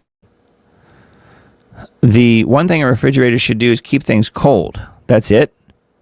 It needs to do that all the time. It needs to do that without difficulty. This is the inset quote, the most important part of the whole article. And actually, that's true, but is that really news? Instead, Samsung has introduced a system where simple tasks can depend on ideal conditions, internet connectivity, and uninterrupted power. Not to mention a recent viral story where a woman was disturbed by an ad on her fridge that the fridge played to her. Concerns about reliability extend well beyond voice controls. Samsung refrigerators have faced repeated criticism over compressor failures, malfunctioning ice makers, and unstable touch screens. I think AI probably wrote this article because there's very little punctuation in it. Adding additional electronic systems and moving parts to a product category already associated with these issues raises questions about long-term durability. Advertising is another contentious element. The refrigerator's touchscreen displays what Samsung refers to as sponsored content, which means effectively that advertisements will be appearing in your kitchen. You're going to pay $300 for a refrigerator that sends you ads while you're trying to simply open it. No thanks. I can't imagine anybody ever buying one of these things. But I guess if you're going to buy a robot horse, you might want one of these too. I don't know. I was looking to see what the crazy ad that played was, that the woman was all upset about, but I don't see it. Again, I think this is an article written by AI, so it's not really not the best. This is on a website called Rude Vulture.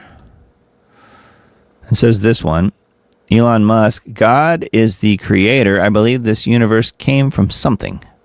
During a recent appearance on the Katie Miller podcast, Elon Musk offered rare insight into his spiritual beliefs when asked directly about his views on God and creation. When questioned about his current position on God, Musk provided a straightforward answer. God is the creator, he said, quote unquote. The exchange continued when Miller pressed further, asking, "You don't believe in God, though, do you?" Musk's response revealed a nuanced perspective. Well, I believe this universe came from something.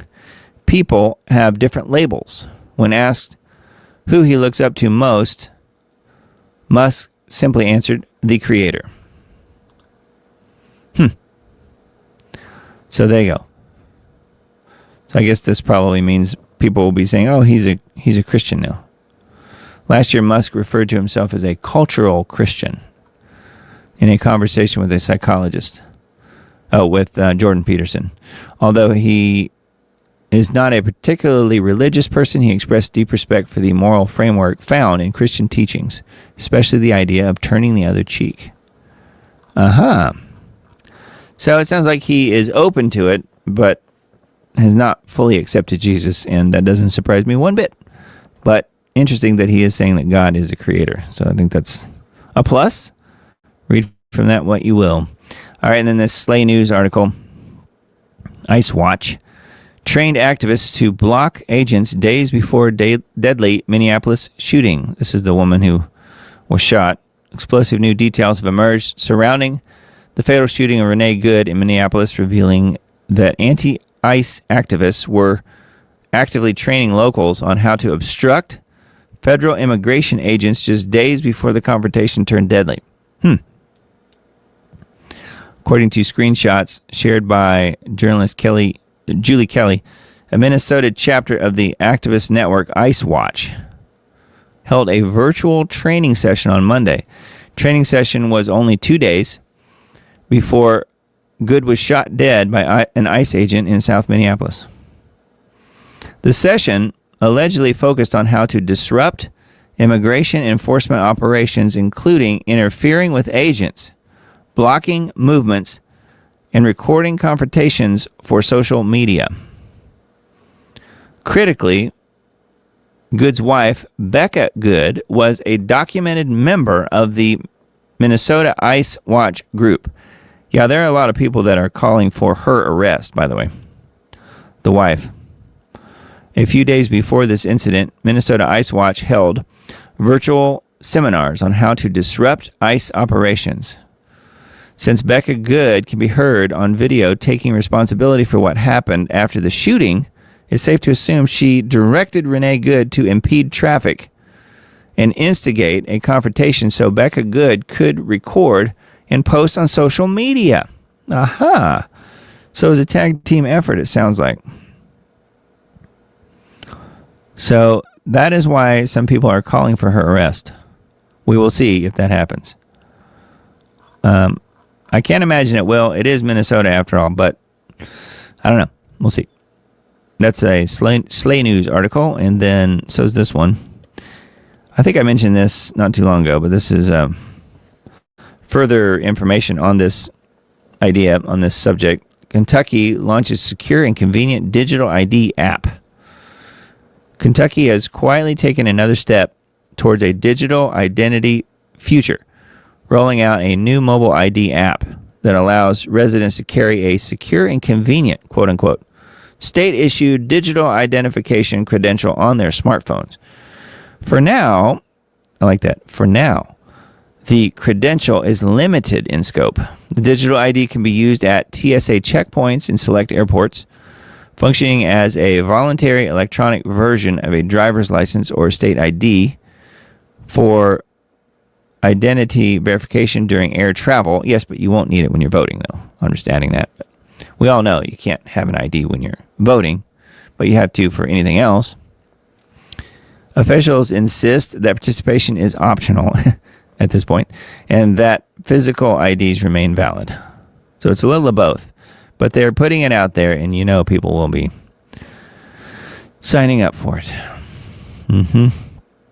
Governor Andy Beshear described the mobile ID as a secure and convenient option. Yeah, I think it's neither. Mobile ID rollout does not exist in isolation.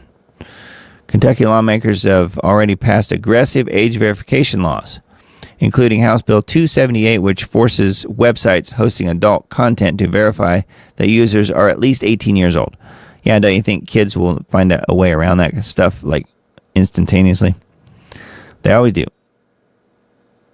While officials insist a mobile ID is currently limited to TSA use, the underlying technology is perfectly suited for broader applications, online age verification, access to regulated services, retail age restricted purchases, and potentially government programs. Yes, and also the Mark of the Beast system. Anyway, Kentucky is leading the charge here. So that is not that surprising in a way, but not good news. Minnesota is the tip of the iceberg for fraud. Most voters say. This is a Rasmussen report. The scandal that rocked Minnesota probably signals that fraud is widespread in federally funded benefit programs nationwide, according to a majority of American voters. The latest Rasmussen report finds that 53% of likely U.S. voters believe it is likely that the amount of fraud in Minnesota involving federally funded programs is more than $1 billion, including 35% who think it's very, very likely. Just 28% don't consider it likely that the fraud in Minnesota exceeds $1 billion, while 18% are not sure. Yeah, I think it's several $billion at this point. I wanted to say in the 60s, something like that. 60 billion? I don't know. It's a huge number. That's what's been reported, but who knows? Maybe one of those things where nobody ever will know. All right, and then I've got 3 articles from Wise Wolf Media on Substack. 400 journalists on the CIA payroll, and you still trust the news. They have been playing us our entire lives, and I can prove it, this person says. On the Wise Wolf. It's easier to fool people than to convince them they have been fooled. Mark Twain. Absolutely. I'm looking to see what the 400 they're talking about is. I was talking about the Frank Church Senate hearings. That's interesting. So their Substack posts are pretty informative. There's a lot here. So that's one that I have pulled up, and then we'll come back to that in a second. This one is the second one I pulled up. An essay on thinking for yourself, augmented by the wisdom of cowboy Will Rogers. He says, I am 40 years old, and I feel like I have lived through 1,000 years of stupidity. There's a scene in the 1976 film Network where a man on television tells his audience to open their windows and scream, I am mad as H, and I am not going to take it anymore. Thousands of people do it. They scream into the night because they have finally had enough. That scene was fiction 50 years ago. Now it feels like prophecy. Watch it above and then read the article. So here's the scene here. Embedded. I didn't cue it up so we couldn't hear it. I could play it, but you could only see it. I do not recognize this country anymore. I am in my early 40s, but I feel like I am 70 years old. I have seen things in my life that most of you would not believe if I told you. Things that would keep you up at night, things that fundamentally changed how I understand the world and the people in it. And as bad as all of that was, watching my country devolve into warring tribes of screaming idiots is somehow worse. It is worse because it did not have to happen. It is worse because we did it to ourselves. It is worse because I can see exactly what is being done to us, and I cannot get enough people to listen. What is being done to us, you ask? Let me explain. So here's the Will Rogers quote.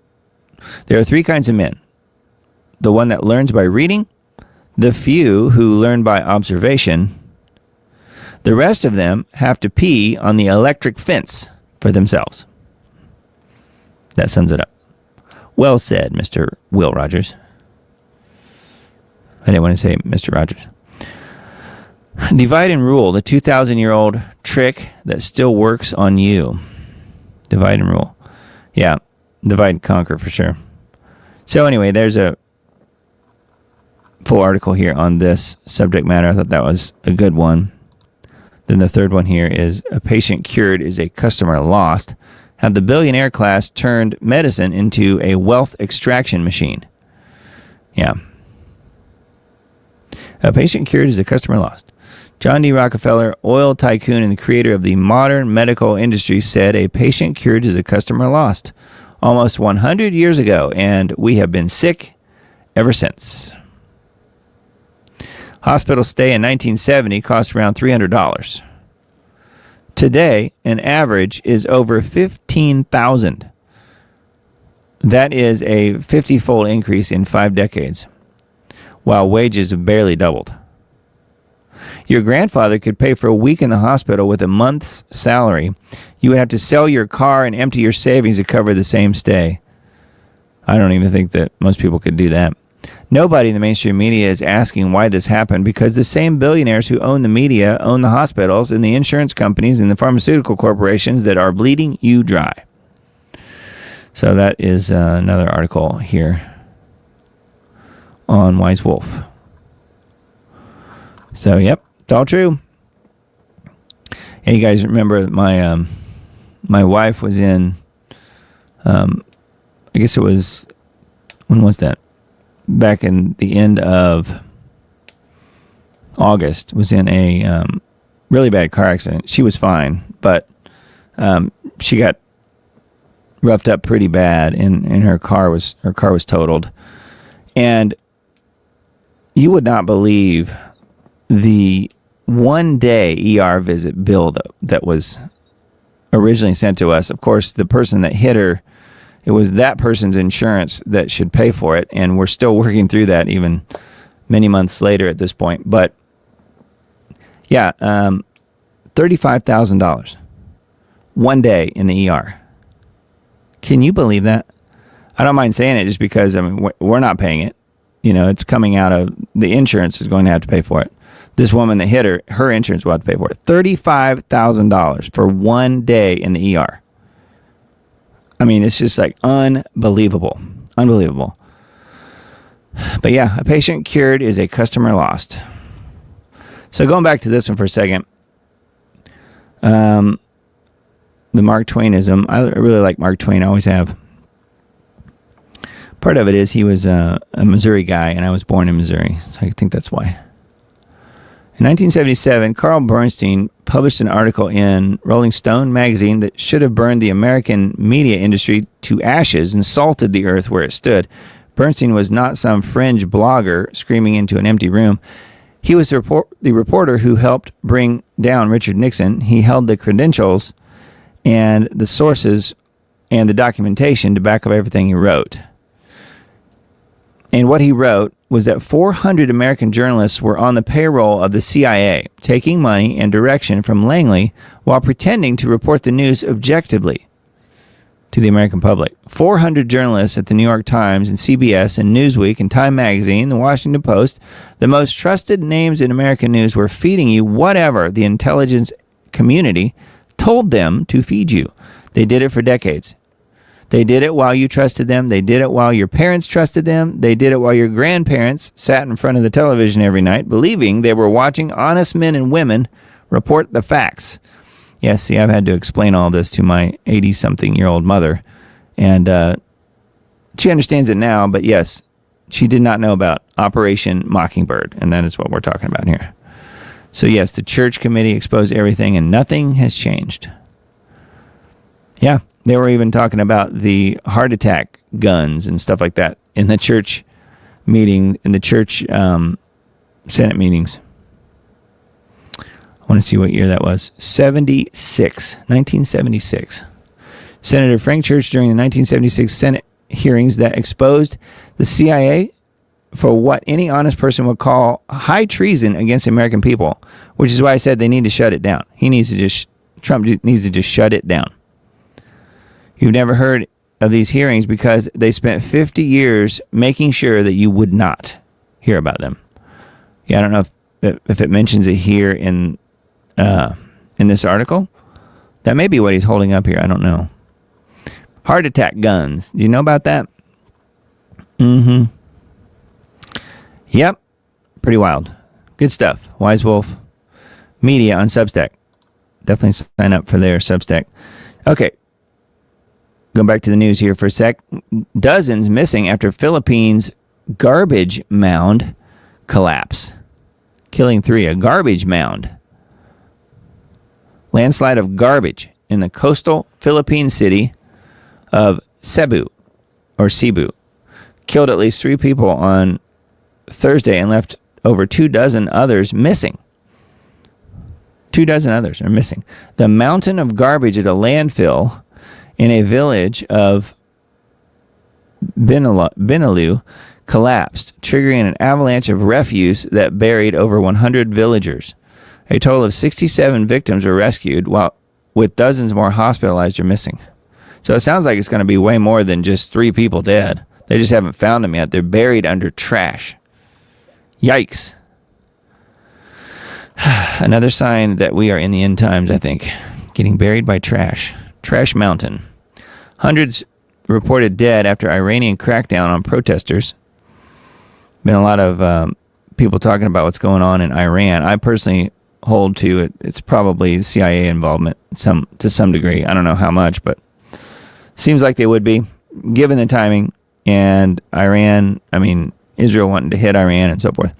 Approximately 544 people are dead and more than 10,000 have been taken into custody during the Iranian government's crackdown on ongoing demonstrations. So isn't that convenient? And Trump says he will have to go to war with them if they continue to crack down on their the polite people in their lovely society. Which, I mean, it used to be a great society. I don't know if it is anymore, but the mullahs run things now. So it is a Islamic cult at this point, but most of Europe is too, so I don't know. Vance announces new assistant AG position. How about that?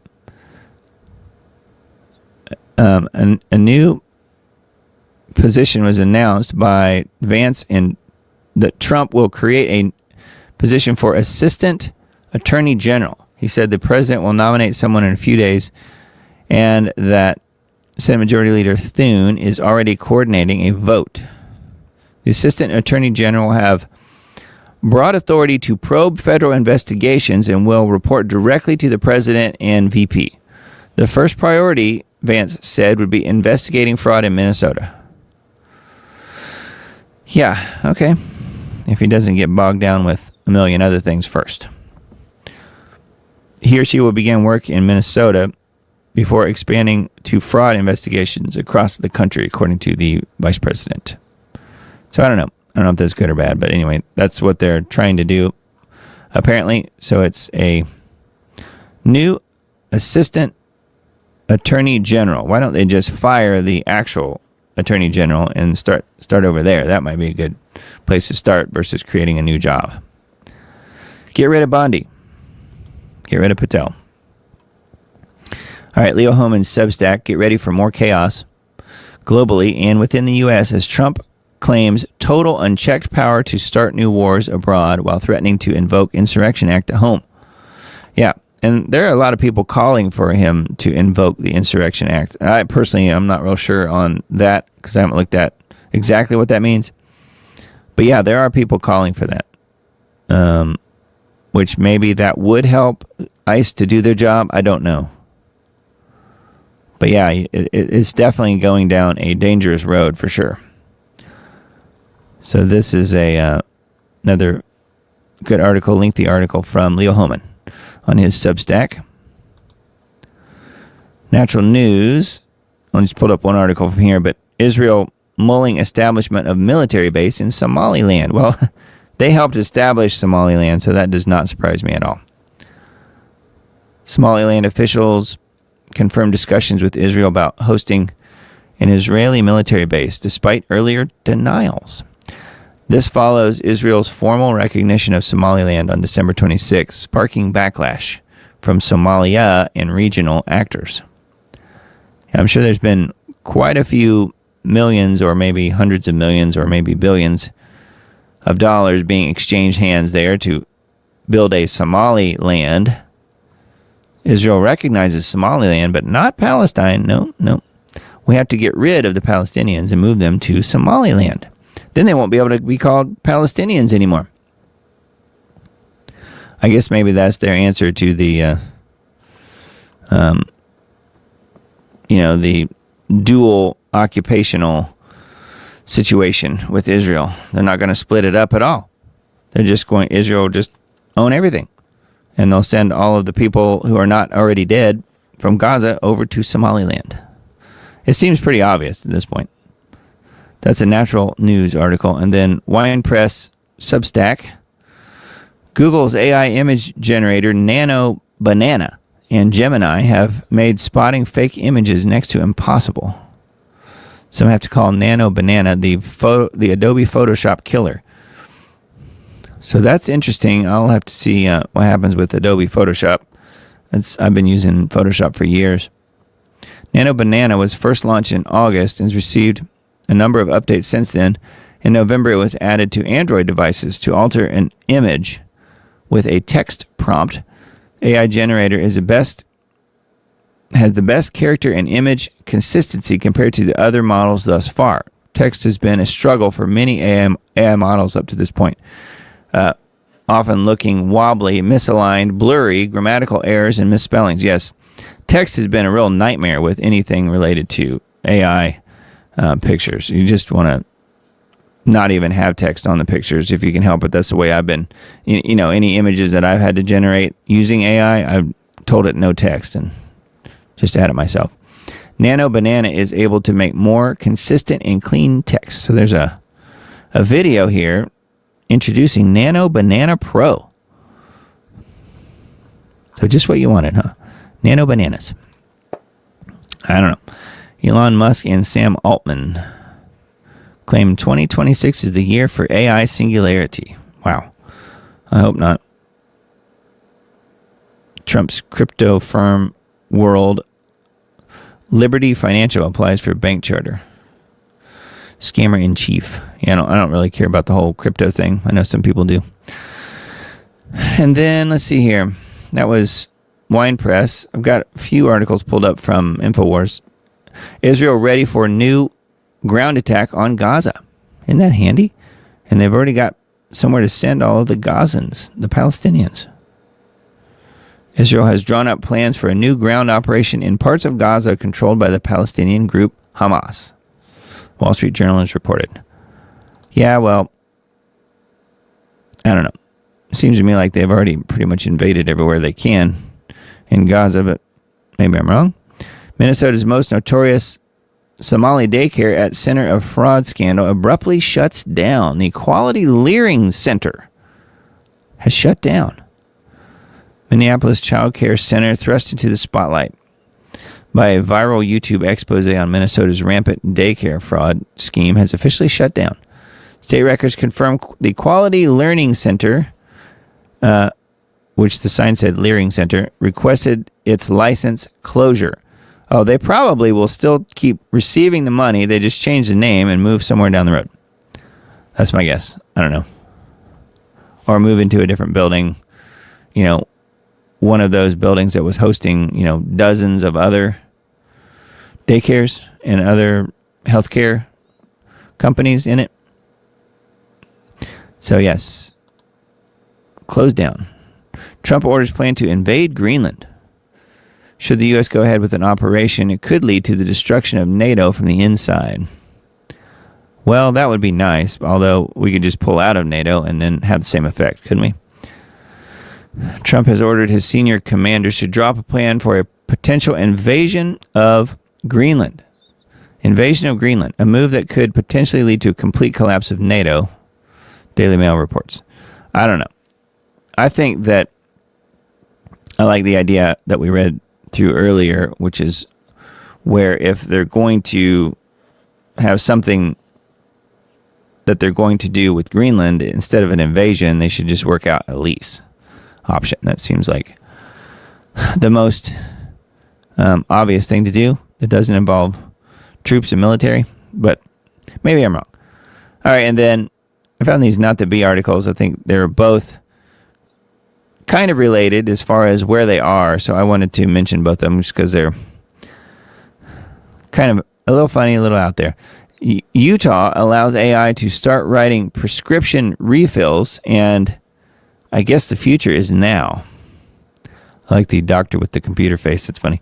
That's right. Robot doctors will be writing prescriptions in Utah thanks to a new legislative rule that creates a regulatory sandbox framework for companies that are being innovative with AI. Essentially, that sandbox means that the state suspends state license regulations and caps the penalties if things go wrong for consumers. By providing temporary regulatory relief that enables innovation and crafting agreements that facilitate the deployment of AI in healthcare, the state aims to foster innovation, enhance patient care, strengthen provider capacity, and reduce costs. Through these collaborations, Utah seeks to demonstrate real-world results that inform best practices for the safe and effective adoption of AI across the healthcare system. The program specifically deals with prescription refills for chronic patients, meaning that's not recommending new meds and mostly just approving or declining refills. But what could possibly go wrong with AI operating autonomously in the healthcare system? No one has ever been able to manipulate AI before, right? Well, medical AI systems that pop up suggestions for doctors about diagnoses, or treatment plans have often had an abysmal failure rate, according to critical reports. Critical decision support systems generate such volumes of alerts that 90 to 96% are now routinely overridden by physicians. Wow, that's pretty much all of them. Some doctors receive 100 to 200 alerts daily, leading to documented cases of physicians typing "this alert is not helpful" or entering random characters just to bypass the interruptions. But the Utah system will completely bypass doctors altogether. So I guess they avoid bothering the docs. So we see where this is going, don't we? So I guess if you're in Utah, watch out, especially if you have prescriptions. That's not good. So this one also is Utah, and I thought this one was really wild. AI-generated police report mistakenly claims officer was transformed into a frog. Utah's Heber City Police Department has been testing out artificial intelligence software to save the department time on writing police reports. The new technology can save an officer 6 to 8 hours of work transcribing body camera footage and writing reports. But the downside is that's not always accurate, as in the case of a recent report that claimed a police officer had been magically transformed into a frog. And Lionel Richie says, "Say what?" It turns out that the body cam footage was picking up the movie The Princess and the Frog playing in the background. Oh, I see. Must have been playing for his daughter or something. I can see the confusion. Prince Naveen's costume is somewhat similar to a police uniform, and he did magically transform into a frog, but it's a pretty major glitch if the AI program can't tell the difference between a cartoon prince and a real-world officer, frog or not. Heber City Police Sergeant Keel told Fox 13 News.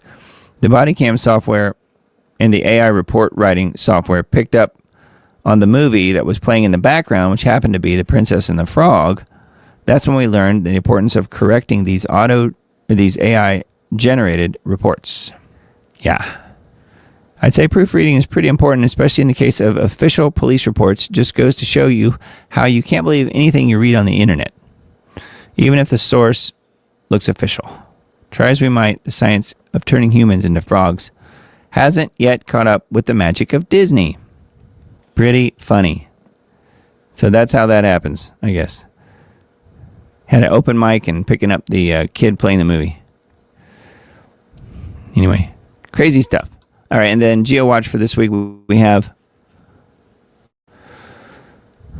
chemical weather whiplash, January 10th article, so from yesterday. A deadly new wave of whiplash weather, 60s to snowflakes, ? Buckle up, Indiana. Winter's whiplash is here. And it's actually calling that winter whiplash by ABC News. That's pretty interesting. Weather whiplash, gusty winds, weekend warmth, then an Arctic blast. The completely out of control climate engineering cabal is doubling down on toxic chemical ice nucleation, flash freeze surface cooldowns, whenever and wherever they have enough manipulated atmospheric moisture to do so. Every single engineered cooldown comes at the cost of an even worse overall meltdown. How much more can the environment and human health handle before total collapse? The powers that shouldn't be are preparing as fast as they can for exactly that. Yep. So that's GeoWatch for this week. Another good one. Mr. Dane, episode 544. Chemical weather whiplash. And to see that in action, we can go to the scheduled weather for this week. Looks like it does oftentimes. We got the split down the middle.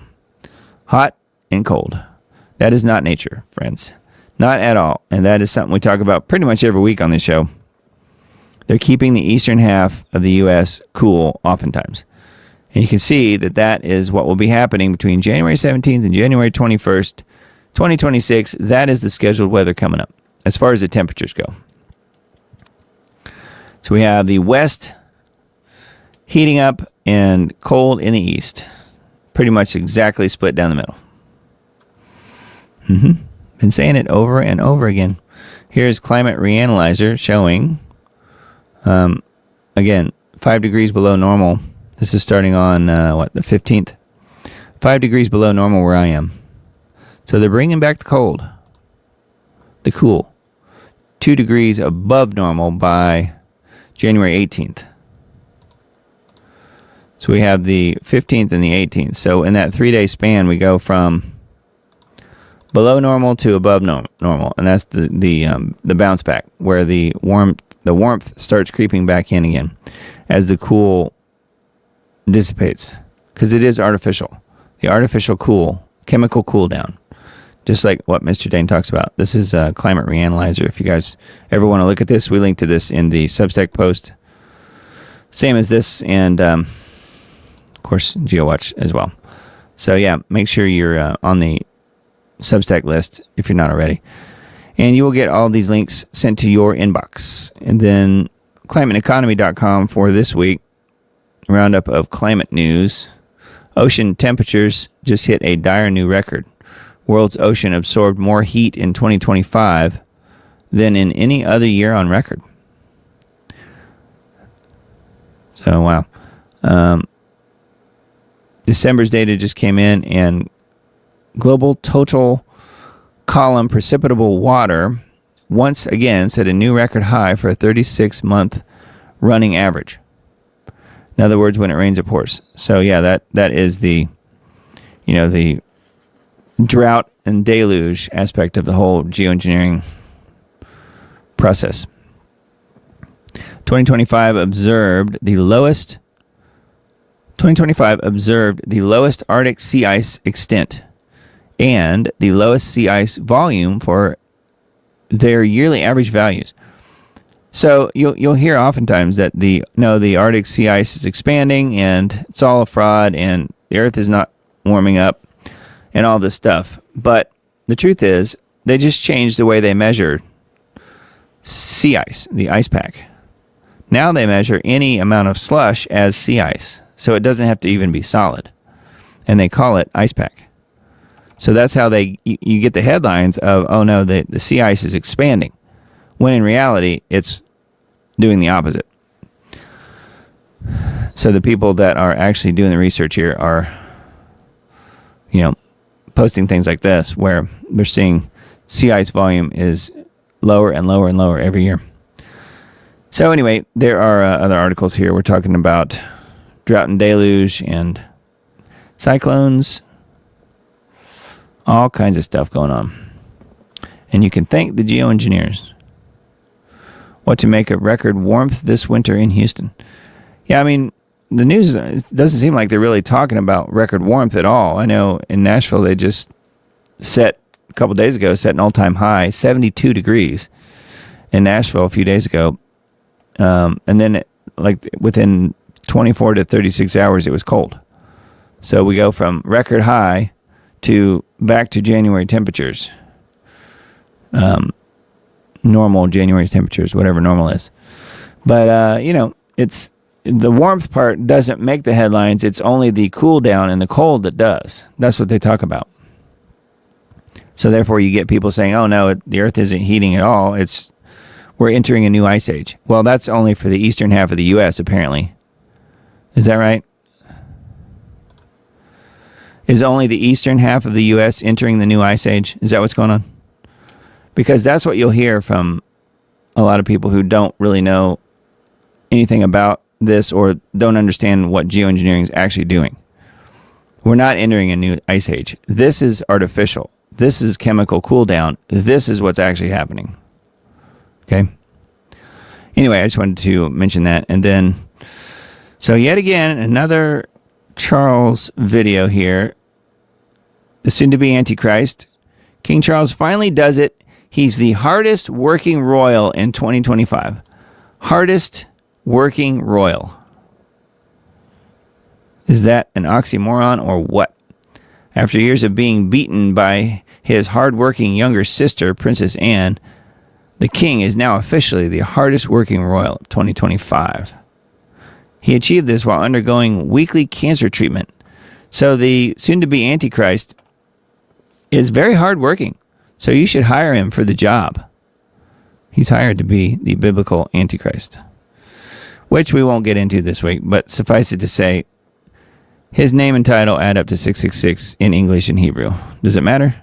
I think it does. Iran threatens Israel, U.S. as regime kills thousands in nationwide protest crackdown. So now this site is saying thousands. We were seeing hundreds before in some of the other articles, so who knows exactly what to believe, but the Israel 365 News would certainly never lie, would they? But yeah, it's saying thousands, so I don't know. Iran's Islamic regime is facing its most serious internal challenge in years as nationwide demonstrations continue into a third week. Yep. Says, as the death toll rises and images of slain protesters circulate online, Tehran has escalated its rhetoric against the U.S. and Israel, explicitly threatening military retaliation if Trump authorizes action against the regime. So, do you think he will? I don't know. I'm betting he will. I just don't know what degree it will go. But it seems like this whole protest thing, to me, points more towards boots on the ground. I hope I'm wrong, but because what else could it be? I mean, they're not going to start bombing. They could start another bombing campaign against the ballistic missiles operations, I suppose, but aren't countries entitled to have any defense anymore? Ballistic missiles is something that many countries have. So that was the latest cry. The next thing that the Israelis were screaming about was the ballistic missile program and so forth, instead of just the nuclear program that they're always 2 weeks away from having. Yeah. So anyway, that is a Israel 365 News article. And then just a few of the most recent things that I've posted on X. Just found some funny stuff. All talk, all cameras, zero action. The inaction figures: Pam Bondi, Kash Patel, Dan Bongino. Thought that was good. Yep, very true. And the eyes are even pretty much exactly correct on him. And then this is the here's the Dan Bongino and Jeffrey Epstein scene. You may not have seen this, but it's very accurate. From Titanic. Of course, the ship's going down, doesn't matter, but they're really enjoying themselves. It's lovely.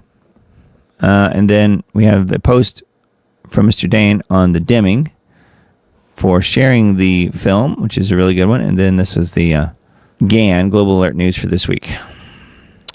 Yeah, this one's a good post. When Charlie was murdered by radical leftists, the conservative movement did not riot in the streets, loot, vandalize, nor demand the death of others.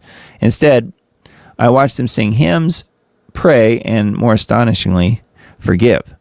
That's the movement that I wanted to be part of. Matt Von Swall says. Yep. And then about the ICE thing here. If she successfully ran over the ICE agent like she was trying to do, they would all be celebrating his death. Remember that. So that's a really, really good point. We're getting caught up in what actually happened versus what could have happened. If she successfully ran over the ICE agent like she was trying to do, they would all be celebrating his death. That's absolutely 100% true, just like they did Charlie. And here's Dan in action again. Okay, here's the food pyramid. We mentioned that earlier.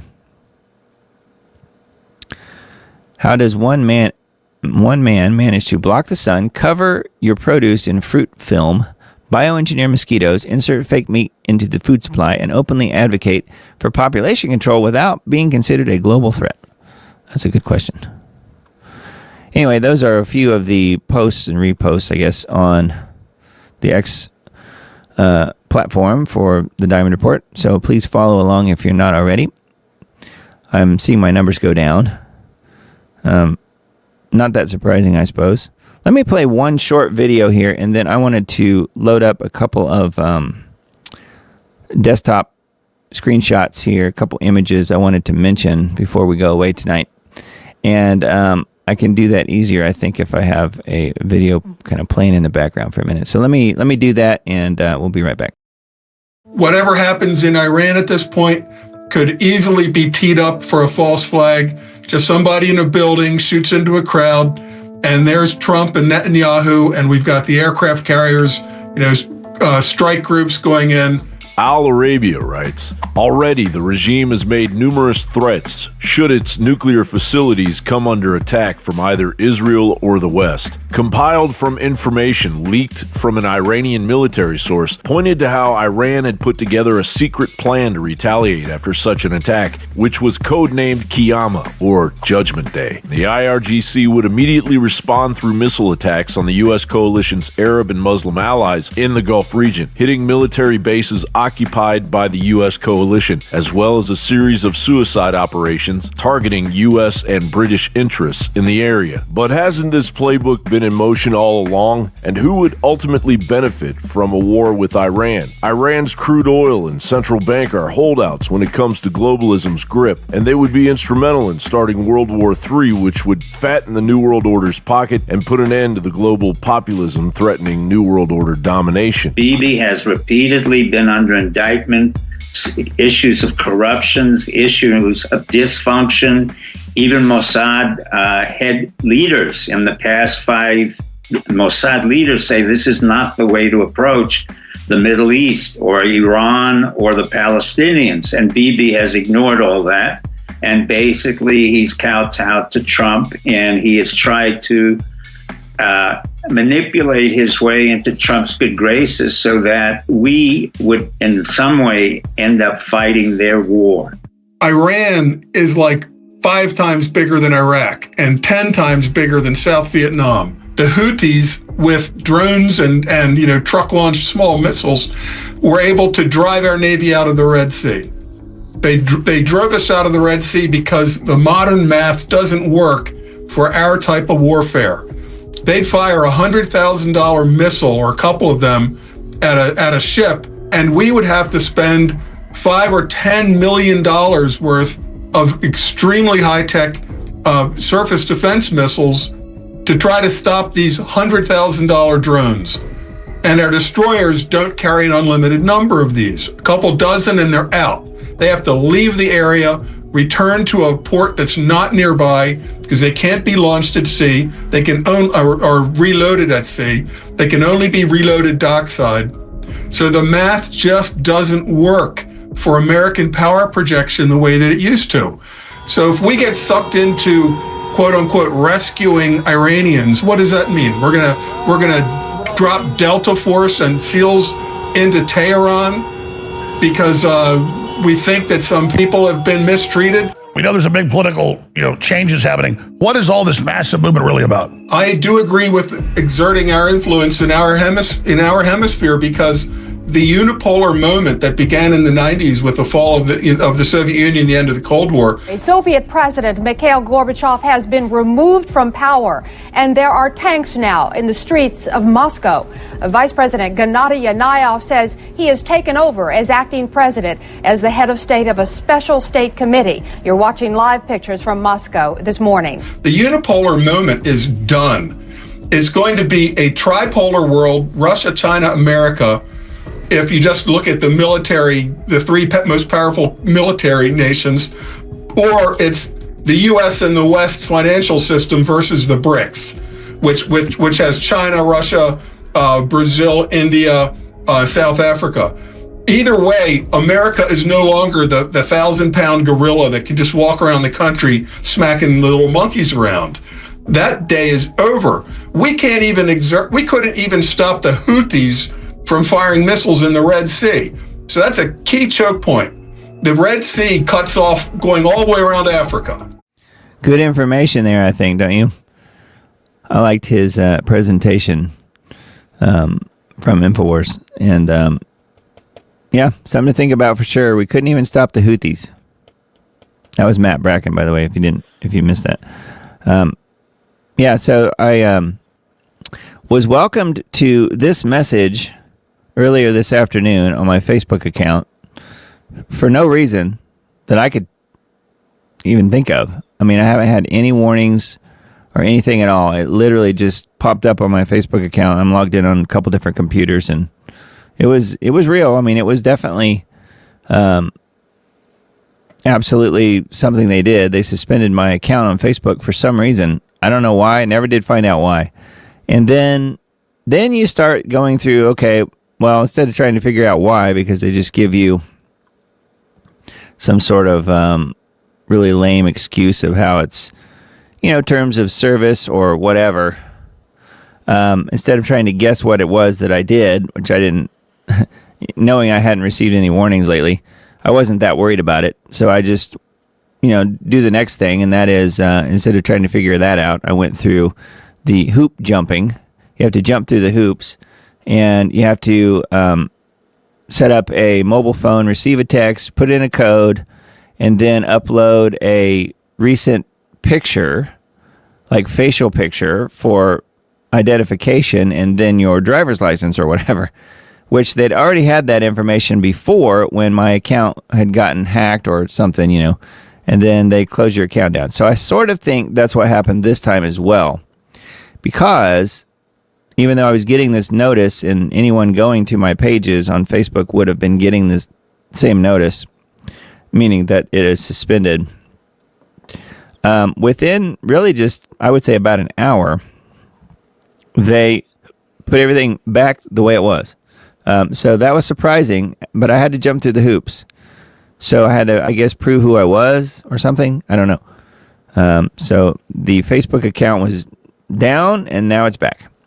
But it was my Facebook profile, and then also all of the pages that I have associated with that profile on Facebook. So it was my business profile, my Diamond Report profile, and several other pages that I have on there as well. So it was all down, but now it's back. So Facebook playing games, YouTube playing games, it just never stops with these crazy social media platforms. So I just wanted to mention that. And here's the Substack if you had not ever seen that, but you just drop your email address in and hit subscribe. Or you can click no thanks if you don't want to put your email address on the list and receive it in your inbox. If you click no thanks, it will take you to the main posts here. The most recent one is front and center. But you can scroll down here a little bit and find all of my other links along this column over here on the right. But the most recent post is right here in the middle, and then the two after that are over here on the left.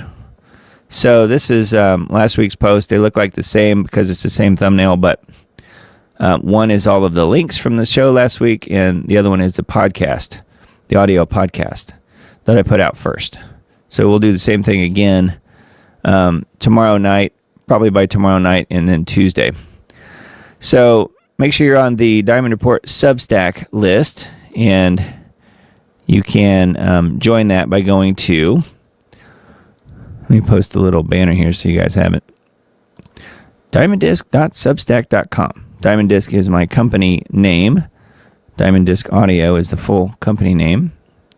And diamonddisc.substack.com is where that is. And then if you want to support the show, Subscribestar is another way to do that. You can do that through Substack or Subscribestar. I will say, unfortunately, I have lost 2 more subscribers just in the last few days. I don't know if that is, you never know because people don't really tell you. I don't know if that's somebody just adjusting their budget, perhaps, or if it's something that they don't like about the show. I don't know. You never really hear. So I know for a fact that it was $25 a month and with 2 different people. So a 20 and a 5 people that unsubscribe. So that definitely hits me in the pocketbook a little bit, just because I'm paying for live stream software and stuff every single month, and the charges never go down; they always go up.